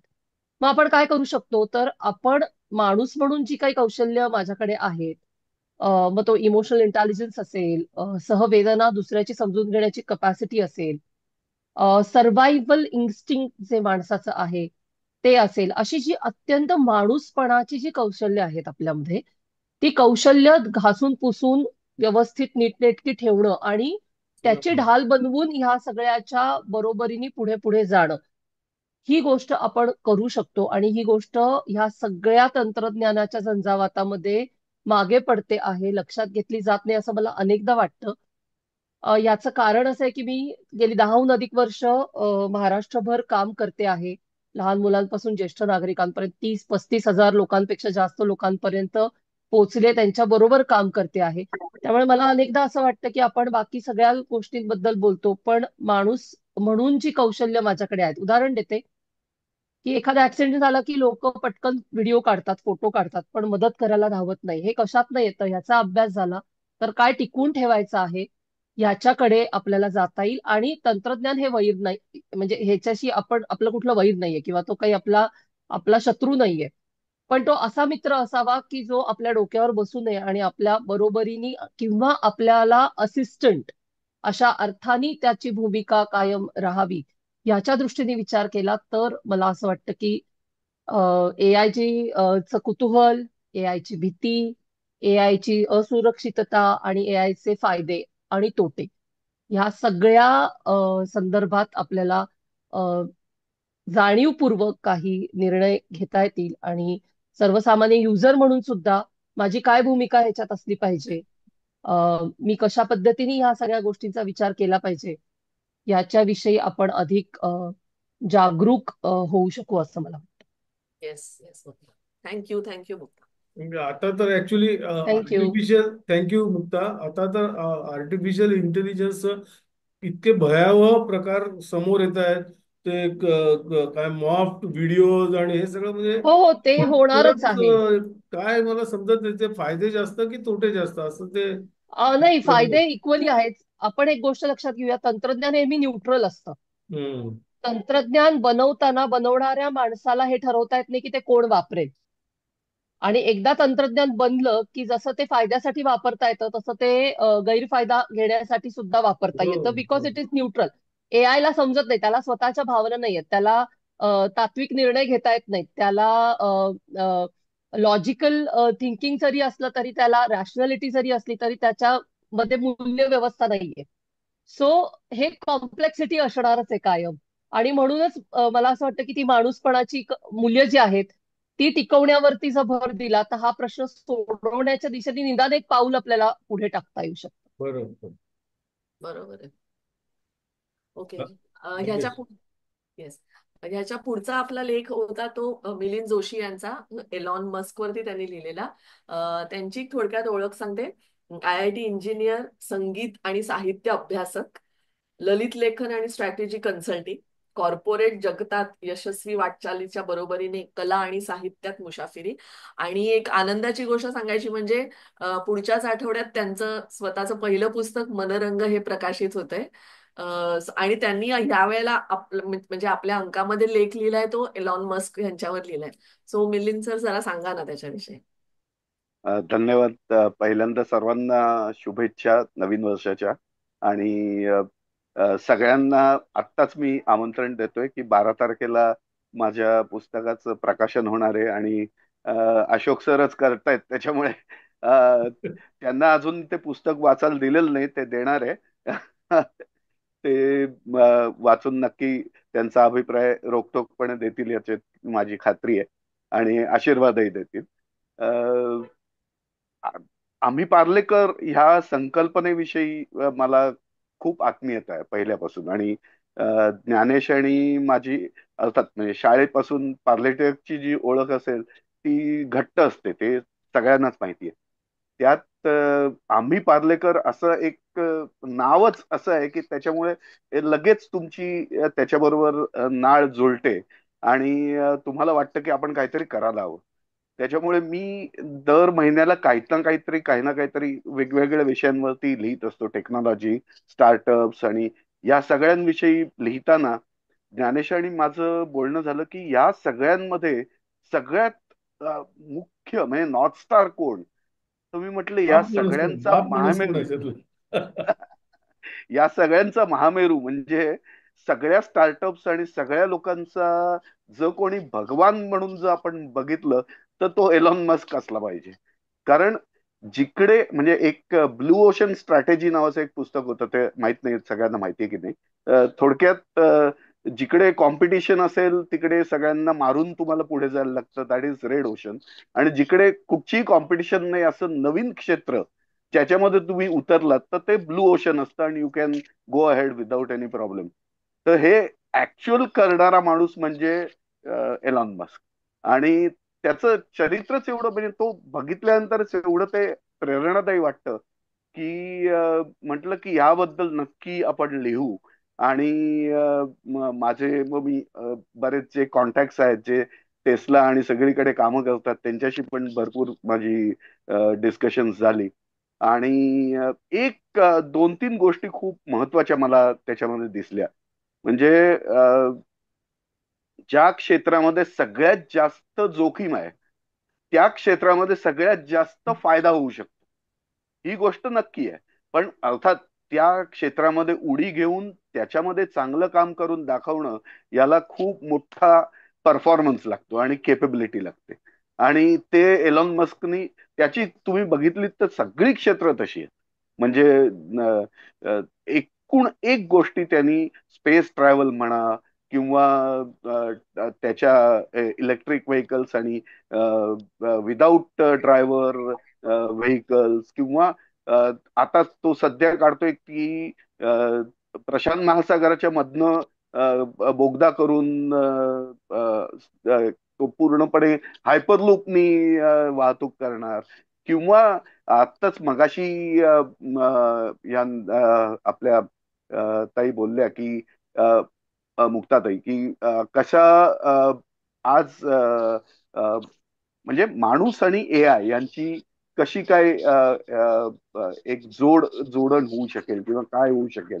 तर त्याच्याबद्दल सुद्धा त्याचं एक नवीन कंपनी आहे ज्याच्यामध्ये मशीन आणि माणसाचं ब्रेन यांच्यामध्ये कम्युनिकेशन करण्यासाठी त्यांनी म्हणजे ह्या सगळ्या गोष्टी. आणि स्पेस ट्रॅव्हल मध्ये तर तो इतक्या वेळा फेल गेला आधी आणि त्याचं हसं झालं, पण तरी सुद्धा त्यांनी चिकटवून काम करून ते सगळं केलं.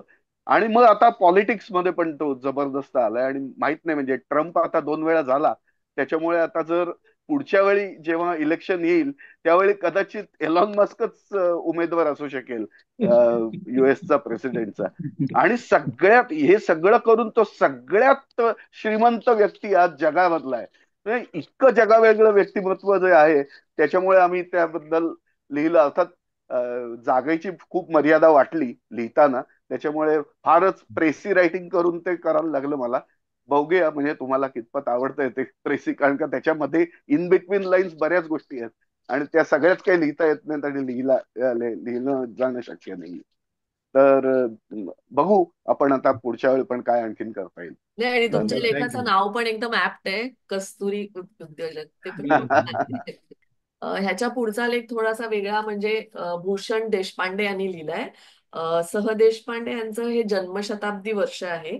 सो त्या निमित्ताने आपण त्यांचा लेख घेतलाय. आणि भूषण देशपांडे हे अकोल्याचे आहेत. आणि मला भूषण देशपांडेंना विचारायचंय की तुम्ही हा विषय म्हणजे कसा निवडलात, म्हणजे त्याच्या मागचं प्रेरणा काय आहे म्हणजे.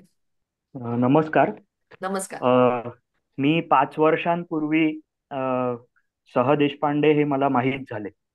अच्छा. सह देशपांडेंची ओळख ही मला प्राध्यापक शेषराव मोरे हे थोर इतिहासाचे अभ्यासक आहेत, सावरकर आणि इस्लामचे चिकित्सक गाढे विद्वान आहेत. त्यांच्या लेखनामध्ये सह देशपांडेंचे उल्लेख आलेले आहेत आणि त्यामुळे सह देशपांडेंचा मला परिचय झाला. सह देशपांडे हे अतिशय थोर बुद्धिवादी विचारवंत होते. त्यांचा जन्म 17 डिसेंबर 1924 साली झाला. यावर्षी त्यांचं जन्मशताब्दी वर्ष आहे. आणि आजचा सुधारक मध्ये मी सह देशपांडेंवर त्यांचे राष्ट्रवाद विषयक विचार म्हणून पूर्वार्ध आणि उत्तरार्ध असे 2 लेख लिहिले आहेत. राष्ट्रवादाचे बलस्थानं काय असतात, त्याचं स्वरूप काय असतं, राष्ट्रवादाच्या मर्यादा काय असतात, याचं सगळं अतिशय सविस्तर वर्णन सह देशपांडेंनी त्यांच्या ग्रंथांमध्ये केलेलं आहे. सह देशपांडेंची अगदी थोडक्यात ओळख सांगतो. सह देशपांडे नेमके कसे होते याचं वर्णन त्यांच्या या ग्रंथांचे प्रकाशक असलेले राजहंस प्रकाशनाचे संचालक दिग माझगावकर यांनी केलाय. ते म्हणतात की मुळात अर्थशास्त्राचे प्राध्यापक असलेले सह देशपांडे उत्तरायुष्यात भारतीय राष्ट्रवादाच्या तत्वज्ञानाची मांडणी करण्यात आकंठ बुडाले. धर्मनिरपेक्ष राष्ट्रवादाचं आपलं तत्वज्ञान मांडताना मुस्लिम समाजाची कडवी धर्मनिष्ठा राष्ट्रवादाच्या आड येते आणि याची बीज त्यांच्या धर्मात आहे असं ते निस्संदिग्धपणे म्हणत असत. पण म्हणून हिंदूंनी कडवं धर्मनिष्ठ होणं हा त्या समस्येवरचा उपाय नाही, हेही ते तितकंच ठासून सांगत असत. रूढ असलेल्या डाव्या उजव्या कोणत्याच विचारसरणीच्या चौकटीत त्यांची ही मांडणी बसत नव्हती. त्यामुळे त्यांना कोणत्याच बाजूकडून भरघोस प्रतिसाद कधीही मिळाला नाही. तरीही खुर्चीचा मानसन्मान, निरनिराळी पद यापैकी कशाच्याही मोहात न गुंतता सह आपली धर्मनिरपेक्ष राष्ट्रवादाची भूमिका ठामपणे अखंडपणे जनमानसात रुजवण्याच्या प्रयत्नात राहिले. आता सह देशपांडेंचा माझ्यावर काय परिणाम झाला ते थोडक्यात सांगतो आणि थांबतो. सहंचं लेखन वाचून माझ्या चित्तवृत्ती बदलून गेल्या, ही पहिली गोष्ट. मी पहिलेचा देवभोळा भूषण राहिलो नाही, मी अंतर्बाह्य बदलून गेलो. सह देशपांडेंच्या बुद्धिवादी विचारांच्या प्रेमात पडलेला मी तरुण आहे. सहनमुळे मला सावरकर समजले. सहनमुळे मला माझ्या मनात डॉक्टर आंबेडकरांविषयी नितांत आदर उत्पन्न झाला. सहमुळे हे दोन्ही महापुरुष माझे प्रेरणास्थान बनले आणि अभ्यास विषयही बनले. आणि असं असलं तरी सावरकर किंवा आंबेडकर यांच्यापैकी कोणाचं छायाचित्र मी माझ्या घरात कधी लावलं नाही. कारण छायाचित्र मी लावलं ते सहनचं. कारण मला असं वाटतं की आपल्याकडे जसं वारकरी संप्रदायामध्ये देवापेक्षा संताचा अधिकार मोठा असतो, तसंच महापुरुषांपेक्षा त्यांचे भाष्यकार मोठे असतात. महापुरुषांचं तटस्थ मूल्यमापन त्यांचे भाष्यकार करू शकत असतात आणि सह देशपांडे हे तसे भाष्यकार होते. मला असं वाटतं की सावरकर, आंबेडकर हे थोर महापुरुष हे थोर आहेतच, पण त्यांच्यापेक्षाही त्यांच्या विचारांची चिकित्सा करणारे, त्यांच्या विचारांचं समतोल मूल्यमापन करणारे सह देशपांडेंसारखे भाष्यकार मला अधिक थोर वाटतात. यावर्षी सह देशपांडेंसारख्या त्या मानाने कधीही फारशा प्रकाश झोतात न आलेल्या परंतु अत्यंत तळमळीने आपले प्रखर बुद्धिवादी विचार मांडणाऱ्या एका ऋषितुल्य व्यक्तिमत्वाची जन्मशताब्दी साजरी झाली आहे पुण्यात. मला याचा अतिशय आनंद झालेला आहे. सहनविषयी भावना व्यक्त करण्यासाठी माझ्याकडे शब्द पुरेसे नाही आहेत. मी सहनना प्रत्यक्ष कधी पाहिलेलं नाही. 2010 साली वारले. मी सहनना जे समजून घेतलं ते त्यांच्या ग्रंथांमधून. आणि शेवटी मी एवढं सांगू इच्छितो की सहन सारखे थोर जाणीवेचे माणसं फार कमी जन्माला येतात. त्यांचं मोल आपल्या समाजाने ओळखलं पाहिजे. धन्यवाद. धन्यवाद भूषण. आणि म्हणजे इकडे सर सांगतीलच, पण मला असं वाटतं की सह देशपांडे हे काही वर्ष म्हणजे पार्ले पण सहन विषयी लिहिण्याचं कारणच हे आहे की सहननी पार्ल्यात बरेच वर्ष राहत होते आपल्या म्हणजे मला वाटतं 20-25 वर्ष पार्ल्यात राहत होते. आणि पार्ल्याच्या पण वैचारिक विश्वावर सहनचा खूप मोठा प्रभाव होता. त्यांचं मित्रमंडळ मोठं होतं, वेगवेगळ्या क्षेत्रातलं होतं. आणि आपल्या मिलिंदला माहिती, मिलिंदच्या वर्गात त्यांचा मुलगा होता चंद्रहास. त्यामुळे आपल्या सगळ्यांनाच खूप जवळचे आहेत, म्हणूनच हा लेख आपण लिहिला. आणि भूषणने खूप छान प्रकारे त्यांचं व्यक्तिमत्व उलगडून दाखवलेलं आहे. भाग्यश्री, पुढे आपण जाऊया. Yes yes. ह्याच्या पुढचा लेख आहे तो चंद्रशेखर नेने यांनी लिहिलाय. त्यांची ओळख करून देते थोडक्यात.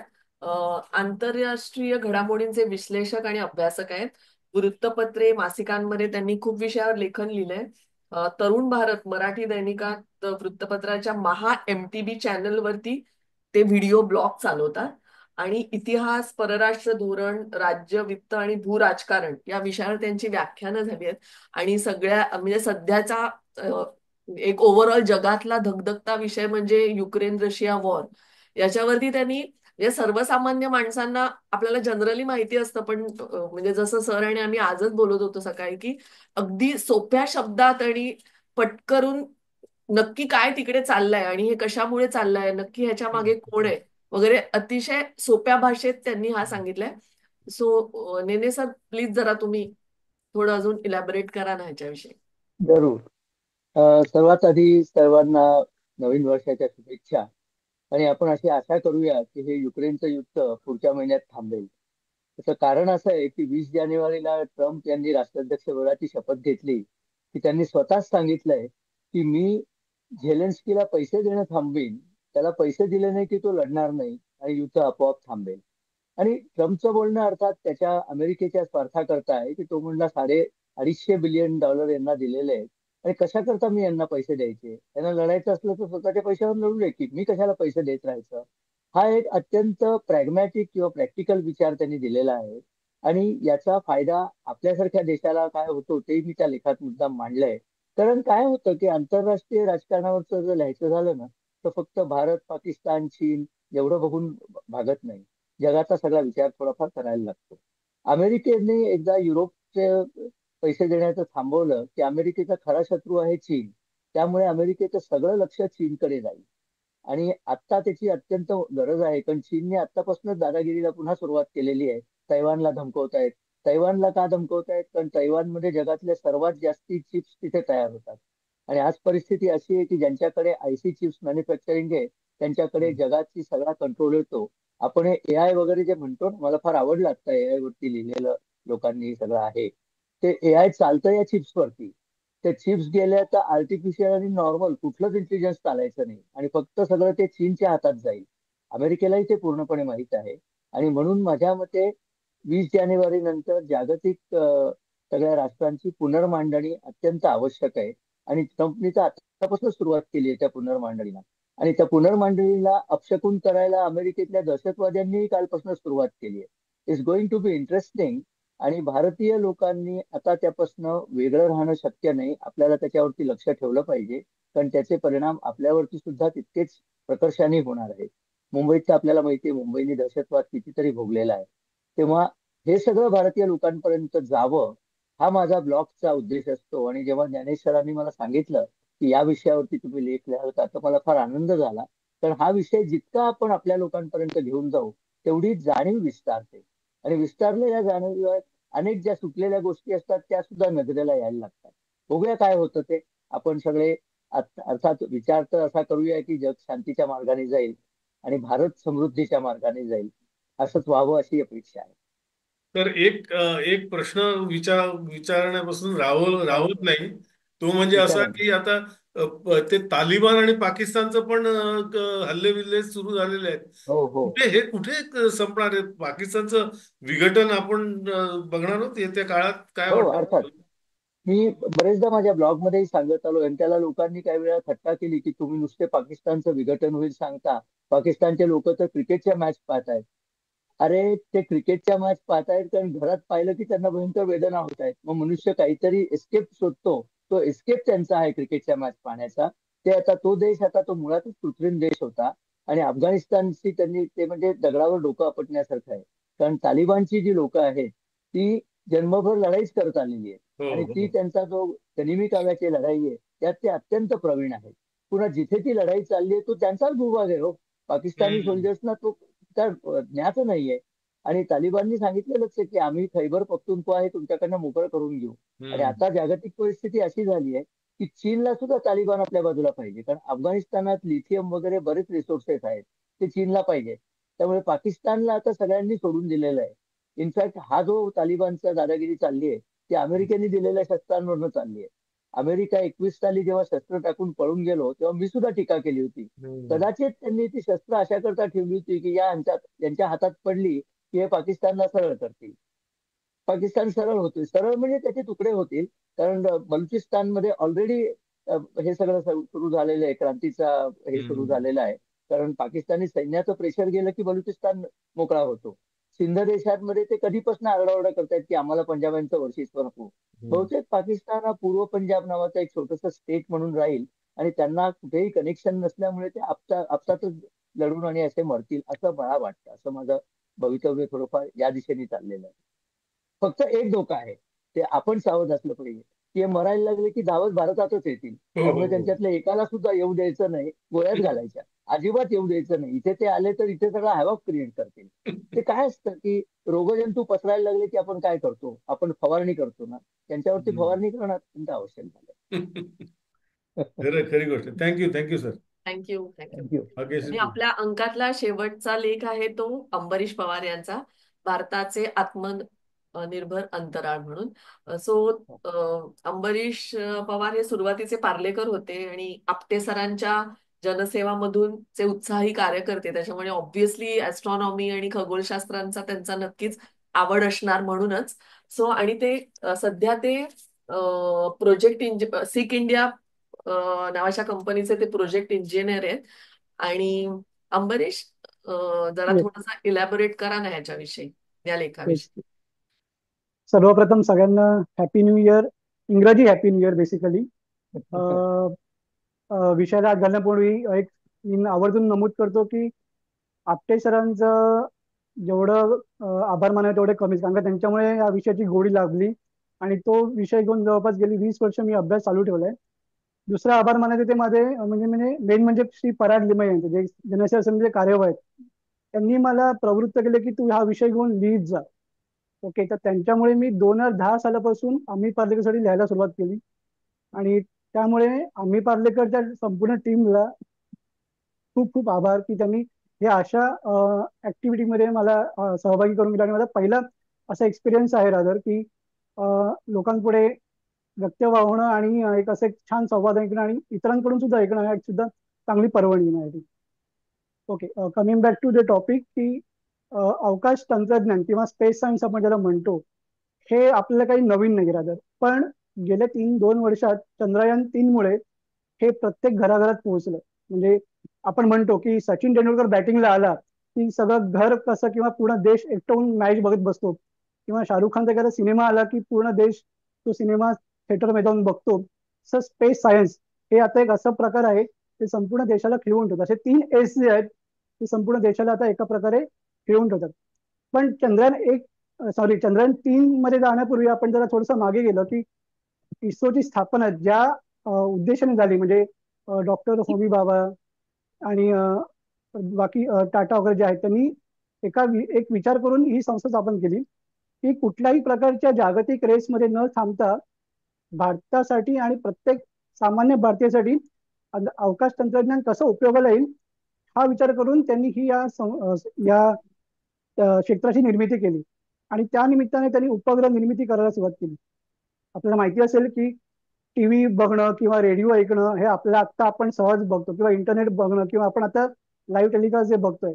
पण हे सर्व गोष्टी करण्यामागे जवळपास मागे 50-60 वर्षाचा मेहनत आहे. त्याच्या मागे बऱ्याच गोष्टी घडलेल्या आहेत. 90 पर्यंत असं होतं जवळपास की आपण आउटसोर्सिंग करायचो बऱ्याच गोष्टी, किंवा थोडक्यात सांगायचं तर आपण घरी जेवण बनवत नाही, झोमॅटो स्विगी केलं की बाहेरून जेवण आपल्या घरी येतं. पण असं आता एक थोडक्यात म्हणायचं की आपल्याला भूक लागली आहे आणि झोमॅटो स्विगी करण्यापेक्षा आपल्या घरी जे अवेलेबल पदार्थ आहेत, सामग्री आहेत, ते वापरून आपण एखादी डिश तयार करणं असं मानूया. म्हणजेच काय की एखाद्या स्पेस सायन्ससाठी एखादं मिशन करायचं असेल तर ते मिशन बेसिकली असतं की ऍस्ट्रॉनॉमी रिलेटेड किंवा रिसर्च बद्दल असतं, किंवा त्याच्या पलीकडे जाऊन बोलायचं तर देशाची सुरक्षा असते, ही सुद्धा एक मोठी गोष्ट आहे. तर ह्या गोष्टी करण्यासाठी बऱ्याच बाबींचा विचार करावा लागतो की एखादं यान बनवताना कुठल्या गोष्टी वापरतात, किंवा त्या गोष्टी आपण जर का बाहेरून घेतल्या त्या आपल्याला खर्चिक पडतात. पण आपल्याला ISRO is known for the cost efficient organisation. Basically संपूर्ण जगामध्ये जर का तुम्ही बघितलं की जवळपास नासाच्या एखाद्या मिशनच्या 10% एवढ्या बजेटमध्ये आपलं एखादं बजेट होतं. नासाचं जे संपूर्ण वर्षाचं बजेट आहे ते 10% बजेट आपल्या भारताचं इस्रोचं आहे, आणि त्याच्यामध्ये सुद्धा आपण अनेक मोहिमा आखतो आणि त्या यशस्वीपणे पूर्ण करतो. तर मगाशी म्हटल्याप्रमाणे की आपल्याला एखादा घरी पदार्थ करायचा आहे तर आपण घरीच सगळं सामग्री शोधतो. म्हणजे समजा एखादा आपल्याला पोहे करायचे असेल तर कांदा, पोहे, या सर्व गोष्टी आपण घरी अवेलेबल असतात, त्यात वापरून आपण ती रेसिपी बनवून आपण खाद्यपदार्थ तयार करतो, काही डिश तयार करतो. तसंच एखाद्या मिशनसाठी लागणारे रॉकेट, पेलोड, किंवा पेलोड म्हणजे त्यातली यंत्र जी वापरून आपण डेटा घेतो. तर या सर्व गोष्टी ज्या आहेत त्या आपण भारतात का नाही निर्माण कराव्या असा विचार जवळपास 2014 साली तत्कालीन सरकारमध्ये आला. म्हणजे जेव्हा ती नवीन सरकार स्थापन झालं तेव्हा हा विचार आला की आपण भारतामध्येच का नाही गोष्टी बनवायच्या. मग हा विचार करून मेक इन इंडिया नावाचा प्रकार जेव्हा सुरू झालेला 2016 मध्ये, त्यामध्ये अनेक स्टार्टअप्स जे सुद्धा तर मगाशी आपण ऐकलं की एलॉन मस्क हे सुद्धा एक त्यांचं स्पेसएक्स हे सुद्धा एक स्टार्टअप आहे. तसंच आपल्या भारतामध्ये सुद्धा स्पेस सायन्ससाठी अनेक स्टार्टअप सुरू झाले. हळूहळू का होईना 5, 10, 20, 50 आज तागे जवळपास 250हून अधिक स्टार्टअप्स आहेत आपल्या भारतात. त्याच्यात प्रामुख्याने उल्लेख करायचा असं म्हणजे टाटा, हे सगळ्यांना गोष्टी नाव माहितीच आहे. टाटा, महिंद्रा, LNT ह्या सगळे मोठे बिग प्लेयर्स म्हणतात की असे मोठे खेळाडू आहेत. पण त्याचबरोबरच लहान लहान किंवा लहान म्हणणे चुकीचं ठरलं, पण अतिशय उपयोगी आणि वस्तू बनवणारे अनेक स्टार्टअप्स आहेत. एक सोपं आणि सगळ्यात जवळचं उदाहरण घेणं म्हणजे पार्ल्यातलं जे गोटीकर आहेत त्यांचं HD फायर प्रोटेक्ट नावाची कंपनी आहे स्वतःची. जे रॉकेटला लागणारे एक भाग म्हणजे जर नॉझल्स म्हणते, जेव्हा रॉकेट वरती उंच उडतं, जेव्हा प्रक्षेपण घेतं, झेपावतात अवकाशात, त्या प्रचंड प्रमाणात ज्वाळा बाहेर पडतात आणि त्याचा एक प्रकारे प्रचंड प्रमाणात साऊंड जनरेट होतो किंवा ध्वनी जनरेट होतो. तर तो आवाज कमी करण्याची एक तंत्रज्ञान त्यांनी स्वतः तयार केलं, विकसित केलं आणि ते इस्रो पुढे व्हॅलिडेट केलं. आणि तेच तंत्रज्ञान यापुढे इस्रोच्या प्रत्येक जवळपास मोहिमेमध्ये वापरलं जातं. गोटीकर यांचे लहान भाऊ हर्षद हे माझे बॅचमेट बेसिकली. तर त्यांच्याशी माझं बोलताना हा विषय निघाला की हे तुम्ही सगळं कशा प्रकारे केलं. तर त्यांनी सांगितलं की आपल्याला गरज काय हे एकदा कळलं ना की त्याप्रमाणे आपल्याला त्याचं सोल्युशन नक्की सापडतं. तर अशा बारीक सारीक अनेक गोष्टी आहेत की जेणेकरून आपल्याला त्याचं म्हणतात की गरज ही शोधाची जननी आहे असं म्हणतात. असं अनेक हळूहळू स्क्रू पासून सॅटेलाइट पर्यंत आपण आता भारतामध्ये बनवू लागलोय. तर हा सगळा आढावा जो आहे आता आजपर्यंत म्हणजे 1960 मध्ये इस्रोची स्थापना झाली आणि आजपर्यंतचा हा सगळा आढावा जो आहे हा आपण घेतलेला आहे. आणि त्याच्यामध्ये भारताच्या स्टार्टअप्स मोहिमा ज्या आहेत म्हणजे त्याच्यामध्ये बेलाट्रिक्स एरोस्पेस, ध्रुव एरोस्पेस किंवा अजून बऱ्याच गोष्टी आहेत, आहेत कंपन्या, त्यांचा खूप मोठा सहभाग आहे. स्कायरूट एरोस्पेस, आणि आता येत्या काही महिन्यांमध्ये प्रायव्हेट सॅटेलाइट सुद्धा लॉन्च होणार आहेत. आणि एक महत्वाची बाब म्हणजे प्रायव्हेट कंपनीज नाही तर भारतातील सगळ्या युनिव्हर्सिटीज जिथे मुलं शिकतात आणि रिसर्च करतात त्यांनी बनवलेले उपग्रह म्हणजे मोबाईलच्या आकाराचे उपग्रह सुद्धा, ज्याला क्यूबसॅट म्हणतात, त्या उपग्रह सोडले आहेत. आणि थोडंसं एक्सटेंड करायचं तर AI बद्दल आपण बऱ्याच 2 जणांकडून ऐकून घेतलं, छान होतं त्याबद्दल ऐकून घेणं. तर AI चा खूप मोठा वापर आता यापुढे आपल्याला होणार आहे. त्यासाठी AI कडून जो डेटा आपल्याला मिळणार आहे त्यासाठी स्टोरेजसाठी इस्रो सध्या सुपर कॉम्प्युटर बनवण्याच्या मागे सुद्धा लागलेली आहे. आपण म्हणतो की ISRO is a silent player आणि इस्रो, DRDO म्हणा किंवा भारत इलेक्ट्रॉनिक्स अशा ज्या बऱ्याच कंपनी ज्या आपल्याला माहिती नाहीत, ज्या शांतपणे आपलं काम करत असतात आणि लोकांपुढे ते मांडत असतात. असा सगळा हा आढावा जो आहे किंवा बऱ्याच गोष्टी टेक्नॉलॉजी म्हणते, स्पेस सायन्सची, ती मी मांडण्याचा माझा प्रांजळ प्रयत्न केलेला आहे. Yes, thank you. यावेळेला जनरली आपल्या लेखामध्ये जरा टेक्नॉलॉजी रिलेटेड सब्जेक्ट आलेत, AIचे आणि हे. तर येस सर मला सर तुम्हाला फक्त एक म्हणजे सांगायचंय की एक तर सोनावणी सर आपल्या बरोबर आहेत, म्हणजे त्यांच्याही बोलायचं आता राहील. मला वाटतं ते अनम्यूट आहेत, ते आता बोलायला ते बोलू शकतील. येस, आता आता बोलू शकतो मी. हा बोला बोला सर प्लीज, तुमच्यासाठी आजपासून प्रयत्न करतोय. बर बर. प्रथम बोला मला सर. चांदेकरांचं कौतुक करावं तेवढं थोडं आहे. कारण कौतुक. काय माहितीये की आपल्या अंकावर एका चित्रकाराचं चित्र टाकणं आणि त्या चित्रकाराचं एक्सप्लेनेशन, जे त्याचं जर कल्पना आहे ती बाकीच्या लोकांना कळावी या दृष्टीने जी काही एक प्रयत्न केला जातो तो खूप छान आहे. माझं सुद्धा पेंटिंग मागे टाकलं होतं. पार्ल्यातले जेवढे शिक्षक किंवा कलाकार होते त्यांची आम्ही चित्र टाकली होती. आता मध्ये त्यांनी मला एकदा विचारलं की आता आता तिथे म्हटलं आता माणसं कमी झाली आहेत, पार्ल्यात कमी आहे, दुसरे चालणार नाहीत. पण नंतर माझ्या एक लक्षात आलं की आपल्या इथे मनीष रानाडे म्हणून डॉक्टर आहेत, ते चांगले चित्र काढतात. मी त्यांच्याकडे गेल्यावर त्यांनी मला पुष्कळशी चित्र दाखवली. ते पार्लेचेच विद्यार्थी आहेत. तर मग नंतर मला कल्पना सुचली की मग आपण डॉक्टरांचं चित्र का टाकू नये, म्हणून मी चांदेकरांना सांगितलं आणि आम्ही त्यांची चित्र मागवली. त्या चित्रामध्ये पुष्कळ चित्र चांगली होती, बाकीची कमर्शियलाइज चित्र होती. पण त्यातल्या त्यात आम्ही पार्लेकरला सुटेबल होईल आणि चित्राची क्वालिटी, चित्राचं त्यांनी केलेले ऍप्लिकेशन, रंगाचं, हे सर्व बघून आम्ही ते चित्र सिलेक्ट केलं आणि ते इतकं सुंदर प्रिंट झालं ते आपण बघितलंच असेल.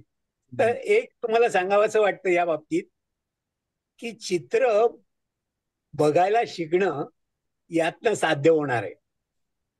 जसं तुम्ही कविता वाचता, कविता तुम्हाला कळते, शब्दामुळे कळते, गाणं कळत नसलं तरी आपल्या कानाला बरं वाटतं, तसं चित्रातले सुद्धा काही जे काही प्रकार असतात, तुम्ही चित्राच्या समोर थोड्या वेळ उभं राहिलात की ते चित्र तुमच्याशी अटॅच होतं, चित्र तुमच्याशी संवाद साधू लागतं. एक साधारण 10-15 दिवस किंवा 1 महिना, 1 वर्ष तुम्हाला कळणार नाही, पण तुम्ही सारखं बघत राहतोय, तुम्हाला इतकं अट्रॅक्ट होईल की रंग कळायला लागतील. आणि याचा सर्वात महत्वाचा भाग मला एक सांगावासा वाटतो की लोकांमध्ये सौंदर्य दृष्टी निर्माण करणं हा फार महत्वाचा भाग आहे. प्रत्येकामध्ये असतेच, पण ती डेव्हलप करणं, ते बघायला शिकवणं, हे ह्या अंकातर्फे होऊ शकतं. हे साध्य झालेलं आहे. त्याबद्दल त्यांचं परत एकदा अभिनंदन करतो आणि थँक्यू. Thank you sir. सुरुवातीला म्हटलं तसं परत एकदा सांगतो की आम्ही नेहमी आपली भूमिकाच आहे की पार्ल्यातल्या एका चित्रकाराचं चित्र आपल्या वार्षिक अंकाच्या फ्रंट पेजवर असावं. आणि त्या दृष्टीने सोनावणी सर किंवा बोळकर सर यांचा आम्हाला नेहमी बहुमोल सहकार्य आणि सल्ला मिळतो की कोणाचं चित्र घ्यावं, कुठलं चित्र घ्यावं. त्यामुळे सर तुमचे खरंच खूप खूप आभार. तुम्ही नेहमीच आमच्या बरोबर असता या सगळ्या प्रोसेसमधनं. आणि मला वाटतं आमची एडिटोरियल टीम मान्य करेल की आम्ही गेल्या काही वर्षात या सगळ्या प्रोसेसमधून नेहमी जात असल्यामुळे चित्रकारीविषयी थोडंसं काहीतरी जाण म्हणा किंवा काहीतरी आस्था निर्माण झाली आमच्या सगळ्या. कबूल कबूल. त्यामुळे तुमचे आणि बोळकर सरांचे नेहमीच आम्ही आभारी आहोत. आणि सर मला सांगायचंय, हा सॉरी बोला. नाही, आता सगळे लेखक जर झाले असतील तर Yes. आता आपले जे डिझायनर आहेत, करेक्ट, शिवाय आपलं आम्ही पार्लेकर सगळ्यांसमोर ज्या स्वरूपात येतं त्या स्वरूपात जाणार गेलं नसतं. तर आमचे मित्र, परममित्र विश्वास महाशब्द इकडे आहेत आणि इतका वेळ ते खूप पेशंटली सगळ्यांना ऐकतायत. ज्यांच्याशी आमचं पान हलत नाही असं होणार. ऍक्च्युली विश्वासशिवाय आपलं कोणाचंच पान हलत नाही, कारण विश्वास डिझाईन करत नाही सगळं तोपर्यंत अंक पूर्णत्वाला जात नाही. तर त्यामुळे विश्वास तुझे, आता तू गेले काही वर्ष आपण एकत्र काम करतोय, तर तुझा एकंदरीत अनुभव, पार्लेकरच्या वार्षिक अंकाचा अनुभव, ऑल युअर्स, बोल.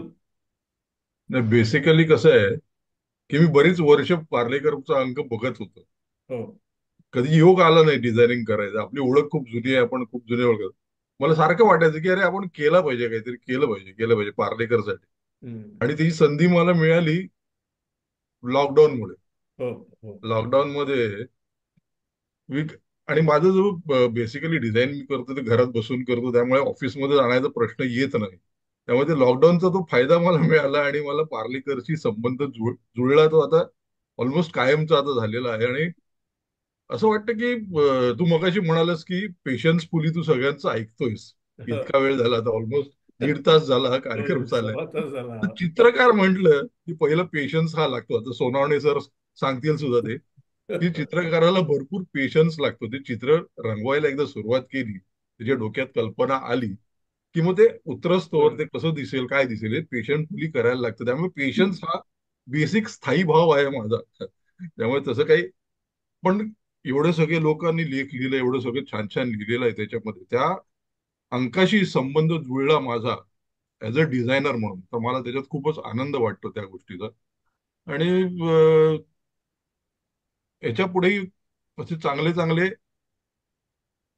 उपक्रम तुम्ही राबवा.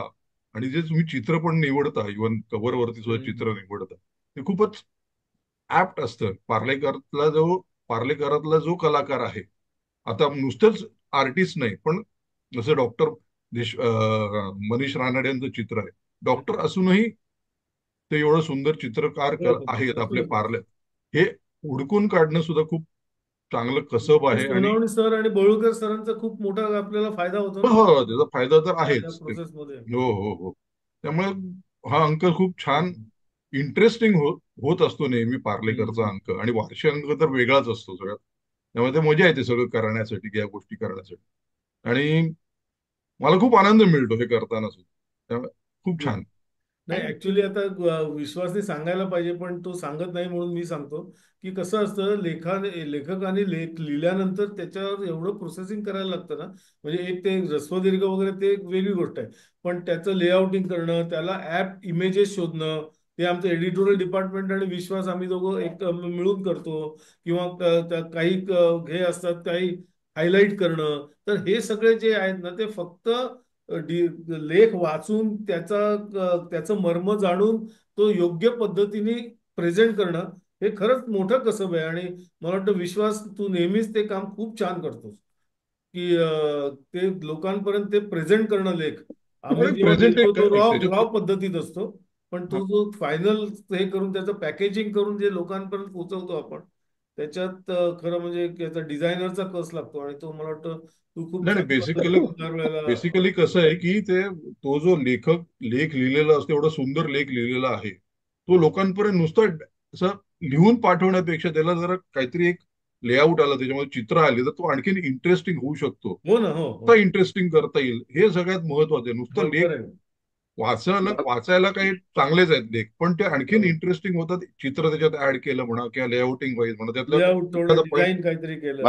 मला असं वाटतं ज्ञानेश की खरंच म्हणजे आता इव्हन एलॉन मस्कचा लेख आहे, त्याच्यातली जी चित्र ती आहेत ती फारच अगदी समर्पक अशी चित्र आहेत. आणि मेनी टाइम्स असं म्हणतात की what a picture can say even 1000 words cannot से.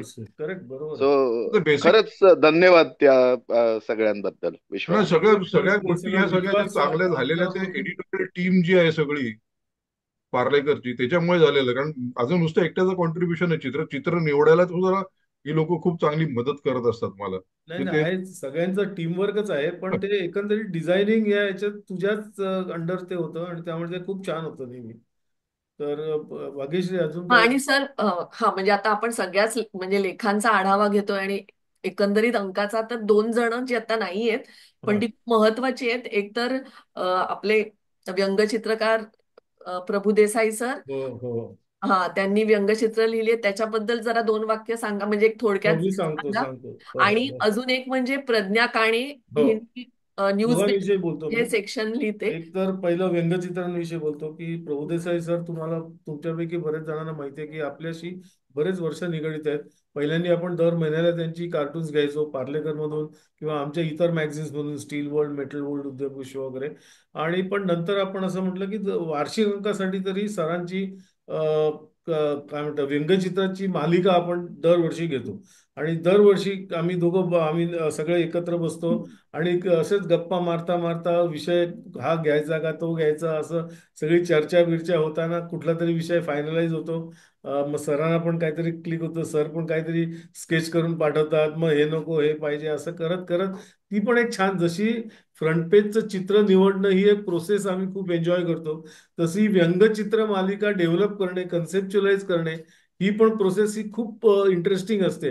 आणि त्याच्यात पण कुठला विषय आहे, कुठला सध्या कुठलं काय चाललंय, राजकारणात काय चाललंय, समाजात काय चाललंय वगैरे वगैरे असं सगळे त्याचे विचार करून ती व्यंगचित्र मालिका आम्ही विषय म्हणजे त्याचा आम्ही फायनलाइज करतो आणि ती पण खूप प्रोसेस इंटरेस्टिंग असते.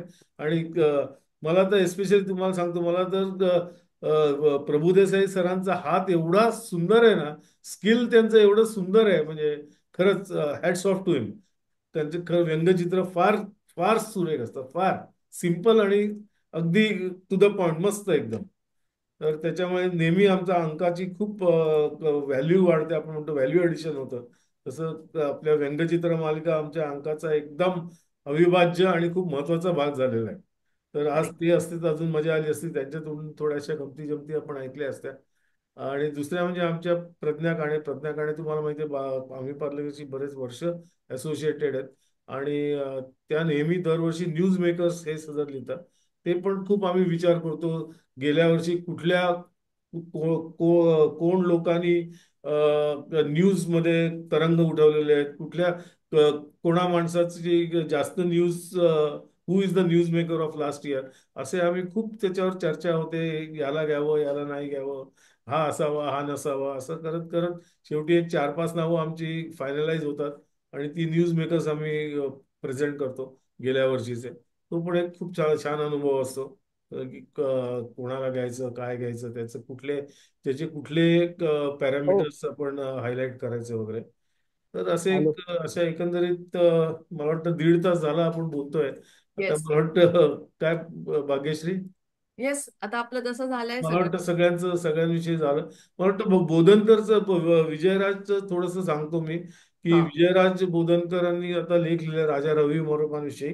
त्या राजा रवी वर्मा तुम्हाला माहितीये की आपल्या घरात, आपल्या मनात जी आपल्या देवदेविकांची जी चित्र आहेत ती दुसऱ्या तिसऱ्या कोणी नाही तर राजा रवी वर्माने काढलेली आहेत. लक्ष्मीचं तुम्ही चित्र आठवा, सरस्वतीचं चित्र आठवा, राम सीता, लक्ष्मण हनुमान यांची चित्र आठवा. ही सगळी चित्र जी आपल्या मनात आहेत ती राजा रवी वर्मांच्या कुंचल्यातून निघालेली आहेत. आणि बाकीचं पण अर्थात त्यांचं बरंच बरंच मोठं कर्तृत्व आहे आणि त्यांनी याला एनिवे त्यांचं बरंच मोठं कर्तव्य ते सगळं विजयराज बोधनकरांनी लिहिलेलं आहे. विजयराज बोधनकर हे स्वतः अत्यंत प्रथितयश असे चित्रकार आहेत, बऱ्याच जणांना माहिती असेल. पण फक्त ते चित्रकारच नाही आहेत, तर ते चांगले कवी पण आहेत. त्यांची एक कविता आपण या अंकात घेतलेली आहे. आणि तेवढ्यावरच नाही तर ते खूप छान लेखक पण आहेत. त्यांचा लेख आहेच, म्हणजे त्या लेखाविषयीच आपण बोलतोय. तर त्याच्यामुळे एक खूप चतुरस्त्र कलाकार आणि जीवनाकडे खूप संवेदनाशील पद्धतीने बघणारा असा आमचा हा मित्र विजयराज बोधनकर. त्याचं पण कॉन्ट्रीब्युशन या अंकात आहे, याचा मला खूप आनंद आहे. आज आणि सर तुम्हाला आता ऐकलं तर तुम्ही खूप जस्ट मजा आली असती. बोललात, आणि आता जस्ट तुम्ही मेन्शन केलं, जस्ट आपण म्हणजे सगळ्याच अंकाचं म्हणतोय तर आपण यावेळेला कविताही घेतल्या आहेत हो. 4 जणांच्या. डबीर सर, नंतर टिपेकर, डबीर सरांची आहे, मला वाटतं बेंडखळे सरांची कविता आहे आणि बोधनकरांची पण आहे. बोधनकरांची तर आहे, निशा वर्तक यांची कविता आहे, येस येस. चंद्रसेन टिळेकर यांची कविता आहे. अशा कविता पण आपण घेतलेल्या आहेत. तर बेसिकली कसं होतं की या अंकाच्या निमित्ताने आम्ही सर्व आम्ही म्हणतो भेळ भेळ आपल्याला द्यायचे लोकांना. भेळेत कसं सगळं असतं तसं या या वार्षिक अंकात पण भेळ आपल्याला द्यायच्या लोकांना असं आम्ही नेहमी म्हणतो. तर तशी भेळ आता कशी आपण तुमच्या सगळ्यांच्या सहकार्याने मला वाटतं भेळ खूप रुचकर आणि खूप स्वादिष्ट झालेली आहे. आणि चटपटीत एक सर, चटपटीत भेळ झाली. आणि चटपटीत अजून झाली. एक हा म्हणजे आपल्या लेखकांना तर माहितीच आहे, पण एक जस्ट मला मेन्शन करावं असं वाटतं की जे आपले वाचक आहेत ऑनलाईन, तर आपण त्याच्या लिंक्स पण दिल्या आहेत. आणि बिकॉज हो, ते पण मी मगाशी सांगितलं ना, हा आपला मल्टीमीडिया इश्यू आहे, फक्त डिजिटल इश्यू नाही. त्यामुळे ज्या हायपर लिंक्स आपण दिल्या आहेत त्या क्लिकेबल लिंक्स आहेत. त्यामुळे एखाद्या विषयाची जास्त माहिती पाहिजे असेल तर तिथे तुम्ही क्लिक करून डायरेक्ट महाजालात जाऊन म्हणजे इंटरनेटमध्ये जाऊन तुम्ही त्या विषयाची अधिक माहिती घेऊ शकता. तशा बऱ्याच लेखांच्या खाली आपण अधिक माहितीसाठी म्हणून अशा लिंक्स दिलेल्या आहेत. आणि त्यामुळे हा ट्रुली मल्टीमीडिया इश्यू असं ज्याला म्हणतात तसं आपला झालेला आहे. आणि त्याच्यात तुम्ही सर्वांनी मला खूप मोलाचं सहकार्य तुम्ही सगळ्यांनी दिलेलं आहे. मला वाटतं इथे तर मला हरकत नाही. एक अजून या ठिकाणी बोलावंसं वाटतंय की आपण हा जो सगळा खटाटोप करतोय ते केवळ सिनियर सिटीजननी किंवा आपल्या वयाच्या लोकांनी नाही, तर नवीन मुलांनी, पुढच्या पिढीनी सुद्धा मराठी वाचावं आणि मराठीत व्यक्त व्हावं, ह्याच्यासाठी पण हा आपली ही धडपड आहे. हे जे आपण अभिजात मराठीचा जो हे म्हणतोय त्याच्यासाठी आहे. आणि त्याच्यात मला आता म्हणजे खरंच ही सगळा कार्यक्रम चालू असताना जास्त जाणवलं की भूषण देशपांडे किंवा साक्षी यांच्यासारखे नवीन लेखकांची फळी आपल्याला आता मिळतीये. त्यामुळे एक चांगला हे संकेत मला तिथे जाणवला. नवीन लेखकांची आणि यांची फळी पण आणि नवीन विषय पण आपण घेतो. AIT, आर्टिफिशियल इंटेलिजन्स किंवा यासारखे नवीन विषय पण आपण टच करतो आणि करायलाच पाहिजेत. आणि त्यामुळे कसंच चालू राहील. मला वाटतं इथे थांबायला हरकत नाही. भाग्यश्री, काय वाटतं तुला? येस बरोबर आहे. हा, थँक्यू. तुम्ही सर्वजण खूप वेळ काढून आलात. मला काही जणांच्या चेहऱ्यावर झोप पण दिसते. लवकर 10 वाजले. हो, तेच 10:15 वाजायला आले. कोण झोपणार? Thank you 10 very much. वाजले. आणि आपण सगळ्यांनी खूप छान इंटरेस्टिंग आपण गप्पा मारल्या असं मला वाटतं. तर सगळ्यांचे धन्यवाद.